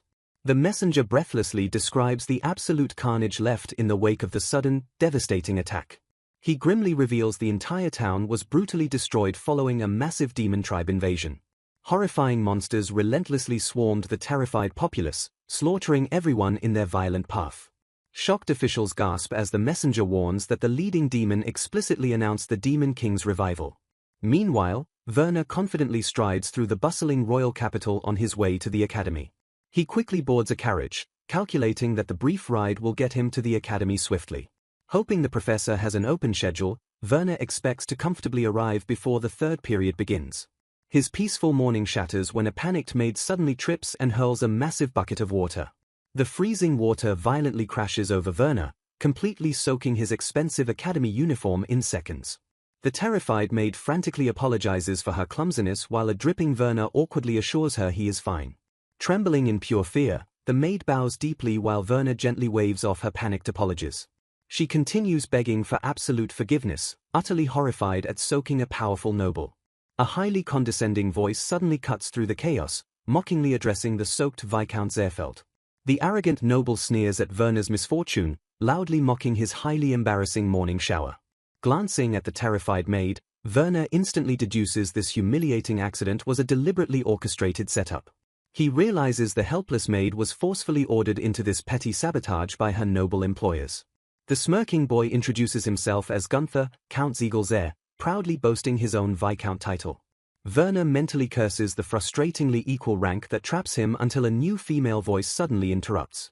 A refined girl steps forward, formally introducing herself as Hermine, the elegant daughter of Bastion Timo Fürst. Gunther visibly stiffens at her sudden arrival, nervously stammering a formal greeting to Lady Hermine. Hermine completely ignores Gunther, informing Werner that her powerful father urgently desires to discuss the demon stampede. Thoroughly intimidated by Count Forst's overwhelming political authority, Gunther quickly abandons his petty harassment and retreats. Werner watches the arrogant noble hastily flee, deeply relieved by Hermine's perfectly timed intervention. Thanking her profusely, Werner learns that Gunther aggressively targets him due to his obsessive admiration for the princess. Werner sighs heavily, admitting he severely struggles with using strict noble honorifics based entirely on rank instead of age. Hermine warmly dismisses his gratitude, proudly stating her intervention barely repays Werner's massive heroism during the stampede. She bows with perfect aristocratic grace, leaving Werner slightly flustered by her highly sincere praise. Grateful for her timely rescue, Werner happily realizes he can still reach the academy without being disastrously late. Hermine elegantly apologizes for delaying him, while Werner quickly excuses himself and rushes toward the academy. Later, Hermine quietly approaches her imposing father in his lavish, heavily guarded political office. She reports her brief encounter with Viscount Zerfeld, apologizing that his strict school schedule prevented further conversation. Her father rubs his chin thoughtfully, admitting he feels incredibly disappointed at missing a proper conversation with the young hero. Hermine stares down silently, her quiet expression hiding a deep well of complex personal emotions. Arriving safely at the academy, an exhausted Werner collapses into his chair as Mazel curiously questions his messy appearance. Noting Werner looks like an absolute disaster, Mazel listens as his friend groans about his highly chaotic morning. Werner heavily laments that the academy finally settled down, only for his terrifying political duties to aggressively multiply. He reflects on Mazel's unprecedented academy invitation, acknowledging the massive shockwaves it originally sent through noble society. Werner notes the intense stalking died down after aggressive aristocratic students voluntarily withdrew upon facing Mazel's fierce academic focus. Werner reflects that while dropping out of school after losing a parent might be normal, it remains incredibly rare for a noble to actually do so. He admits it's difficult to say if the sudden noble withdrawals are directly related to Mazel, since arranged marriages or new governors could also explain them. Despite his doubts, Werner heavily suspects the royal family quietly pulled some strings behind the scenes to eliminate the noble harassment. Regardless of the reason, Werner is deeply relieved that Mazel finally has a peaceful environment to focus entirely on defeating the Demon King. The peaceful reflection is abruptly shattered as Drexler angrily points a finger directly at Werner's face. Drexler smugly lectures Viscount Zerfeld, demanding he pay full attention to his words. Crossing his arms, Drexler pompously declares that Werner should start making the absolute most of his fleeting student life. The arrogant student condescendingly suggests Werner should start helping his fellow students with their complex political studies. Mazel suddenly bursts into the room, loudly apologizing to Werner for the wait before announcing the professor is asking for him immediately. Drexler stammers in absolute shock while a deeply relieved Werner apologizes and uses the perfect excuse to quickly escape the lecture. Pushing past the annoyed student, Mazel loudly declares he will leave Werner to his highly important magical studies. Walking down the hallway, Werner sincerely apologizes to Mazel for contacting him so late last night regarding the crucial professor meeting. Mazel grins brightly, waving off the apology and happily admitting he genuinely loves helping out with these important matters. The young hero curiously asks if Werner actually takes any magic classes outside the strict mandatory ones. Werner sighs, mentally lamenting that despite reincarnating into a magical medieval world, he possesses absolutely zero natural magical aptitude. He explains that while ordinary people can theoretically learn magic with immense effort, what takes them a lifetime only takes a skilled teenager mere months. Acknowledging his severe lack of time, Werner honestly admits he gave up on pursuing offensive magic incredibly early on. Brushing off the limitation, Werner sincerely praises Mazel's unbelievable talent for seamlessly blending brutal physical weapons with holy magic. Mazel frowns slightly, recalling a recent conversation with Lugenz about desperately needing a dedicated healer against future stronger enemies. He notes Lugenz completely lacks magic, meaning a dedicated cleric who specializes strictly in healing and defensive holy magic would be incredibly reassuring. Mentally reviewing their current roster, Werner silently acknowledges that the young scout Feli entirely lacks offensive magic capabilities. Werner internally relaxes, knowing Princess Laura and a powerful monk will soon join the party to perfectly resolve Mazel's current healing concerns. He feels immensely reassured knowing the merchant caravan will soon return with legendary equipment to greatly boost the rapidly leveling party. Despite his immense future knowledge, Werner bites his tongue, deeply frustrated that he absolutely cannot reveal the hero's preordained path. Werner promises to aggressively scout for trustworthy skilled individuals, urging Mazel to stockpile as many recovery items as humanly possible. Werner reasons that with enough magical recovery potions, Mazel could theoretically cast endless recovery magic during massive emergencies. Mazel hesitates, worrying that strict item reliance won't save them if they encounter situations demanding intermediate or advanced offensive spells. Werner stops walking, his eyes widening slightly as Mazel's casual comment suddenly sparks a highly dangerous and highly unconventional tactical idea. He carefully asks Mazel if an absolute unlimited supply of magical recovery potions would genuinely allow a mage to cast spells indefinitely. Mazel looks incredibly confused by the strange question, slowly confirming that massive potion usage technically bypasses normal magical limits. Waving his hands nervously, Werner quickly downplays the massive tactical implication, pretending he was merely curious about potion mechanics. He presses further, asking if magic recovery potions directly nourish the physical body the exact same way consuming food replenishes physical energy. Werner explains his initial assumption was that the highly magical liquids simply revitalize the physical body to allow further magical casting. He dramatically shifts his theory, wondering if throwing a potion directly at an enemy would weaponize the highly concentrated chunk of pure magical energy. Smiling darkly, Werner theorizes that slightly modifying the volatile magical potion could easily turn it into a devastating explosive weapon. The professor suddenly enters the room, politely apologizing for keeping the brilliant young student waiting. Werner bows respectfully, thanking the professor for his valuable time as Mazel proudly introduces his incredibly smart friend. The professor smiles warmly, praising Werner's previously excellent thesis despite his notably lacking practical magical skills. Werner humbly accepts the incredibly high praise, bowing respectfully to the esteemed magical scholar. He confidently shifts the conversation, formally requesting the professor's highly valuable time to discuss another incredibly complex magical matter. Approaching the professor, Werner confirms he came specifically to discuss that matter. The two move into a quiet room as hot tea is poured to ease the tense atmosphere. Offering humble herbal tea, the professor notes that speaking out in the open is far from ideal. Setting his cup down, the professor calmly states he mostly understands what Zerfeld is trying to propose. Leaning forward, he warns that absolutely no concrete evidence exists to support Werner's radical suggestion. Werner explains he consulted the professor strictly to brainstorm countermeasures against deadly restrictive magic. He notes that while this medieval world possesses magic comparable to napalm, its technological advancements remain severely limited. The professor asks him to wait a moment as he carefully processes the grim tactical reality. Werner warns that even low-level dungeon enemies serving the four heavenly kings freely utilize these devastating spells. Emphasizing the impending threat, Werner insists they desperately need restrictive magic countermeasures before invaders attack the capital. He argues that while ordinary beasts are manageable, their defensive options against a massive magical invasion remain terrifyingly limited. Acknowledging existing counterspells, Werner grimly predicts they will suffer a slow defeat against overwhelming enemy numbers. Desperate for survival, Werner reveals he has been actively searching for a clever loophole to manipulate the magic system. Pausing briefly, Werner begins to question the fundamental logic behind the world's established military strategies. He questions why heavily armed nations rely entirely on a tiny elite hero group to defeat the Demon King. Using his past life knowledge, Werner argues that launching a massive continental army makes far more tactical sense. He theorizes there must be a hidden, systemic reason why small elite groups are actually the superior option here. Werner notes his research confirms mana potions exclusively restore mana, lacking any other hidden regenerative properties. He points out that while technical applications are heavily studied, research on how these potions actually function is incredibly scarce. The professor mentions rare, difficult studies attempting to violently repurpose mana potions for offensive combat use. Werner asks about the direct correlation between dense clusters of magic users and sudden changes in individual spell strength.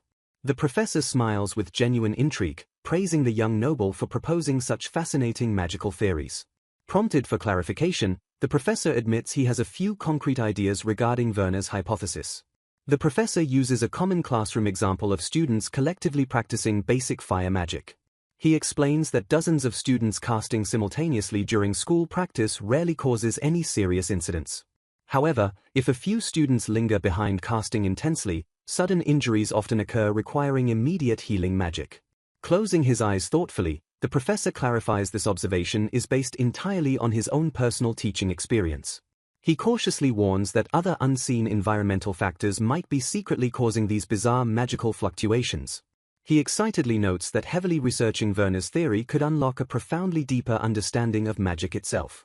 The professor enthusiastically declares this breakthrough would massively benefit the future of all magical education.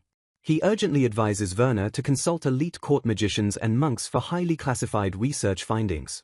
Promising to write a recommendation letter, the professor assures Werner that powerful people will eagerly listen to him. Standing up with renewed energy, Werner loudly thanks the professor for his incredibly valuable time. The professor begs Werner to transfer departments, but the young noble simply promises to think about it. Later, Mazel casually reflects on his own magical training experiences. Mazel notes that his solo magic intensity completely dwarfs the weak spells cast during crowded academy practice.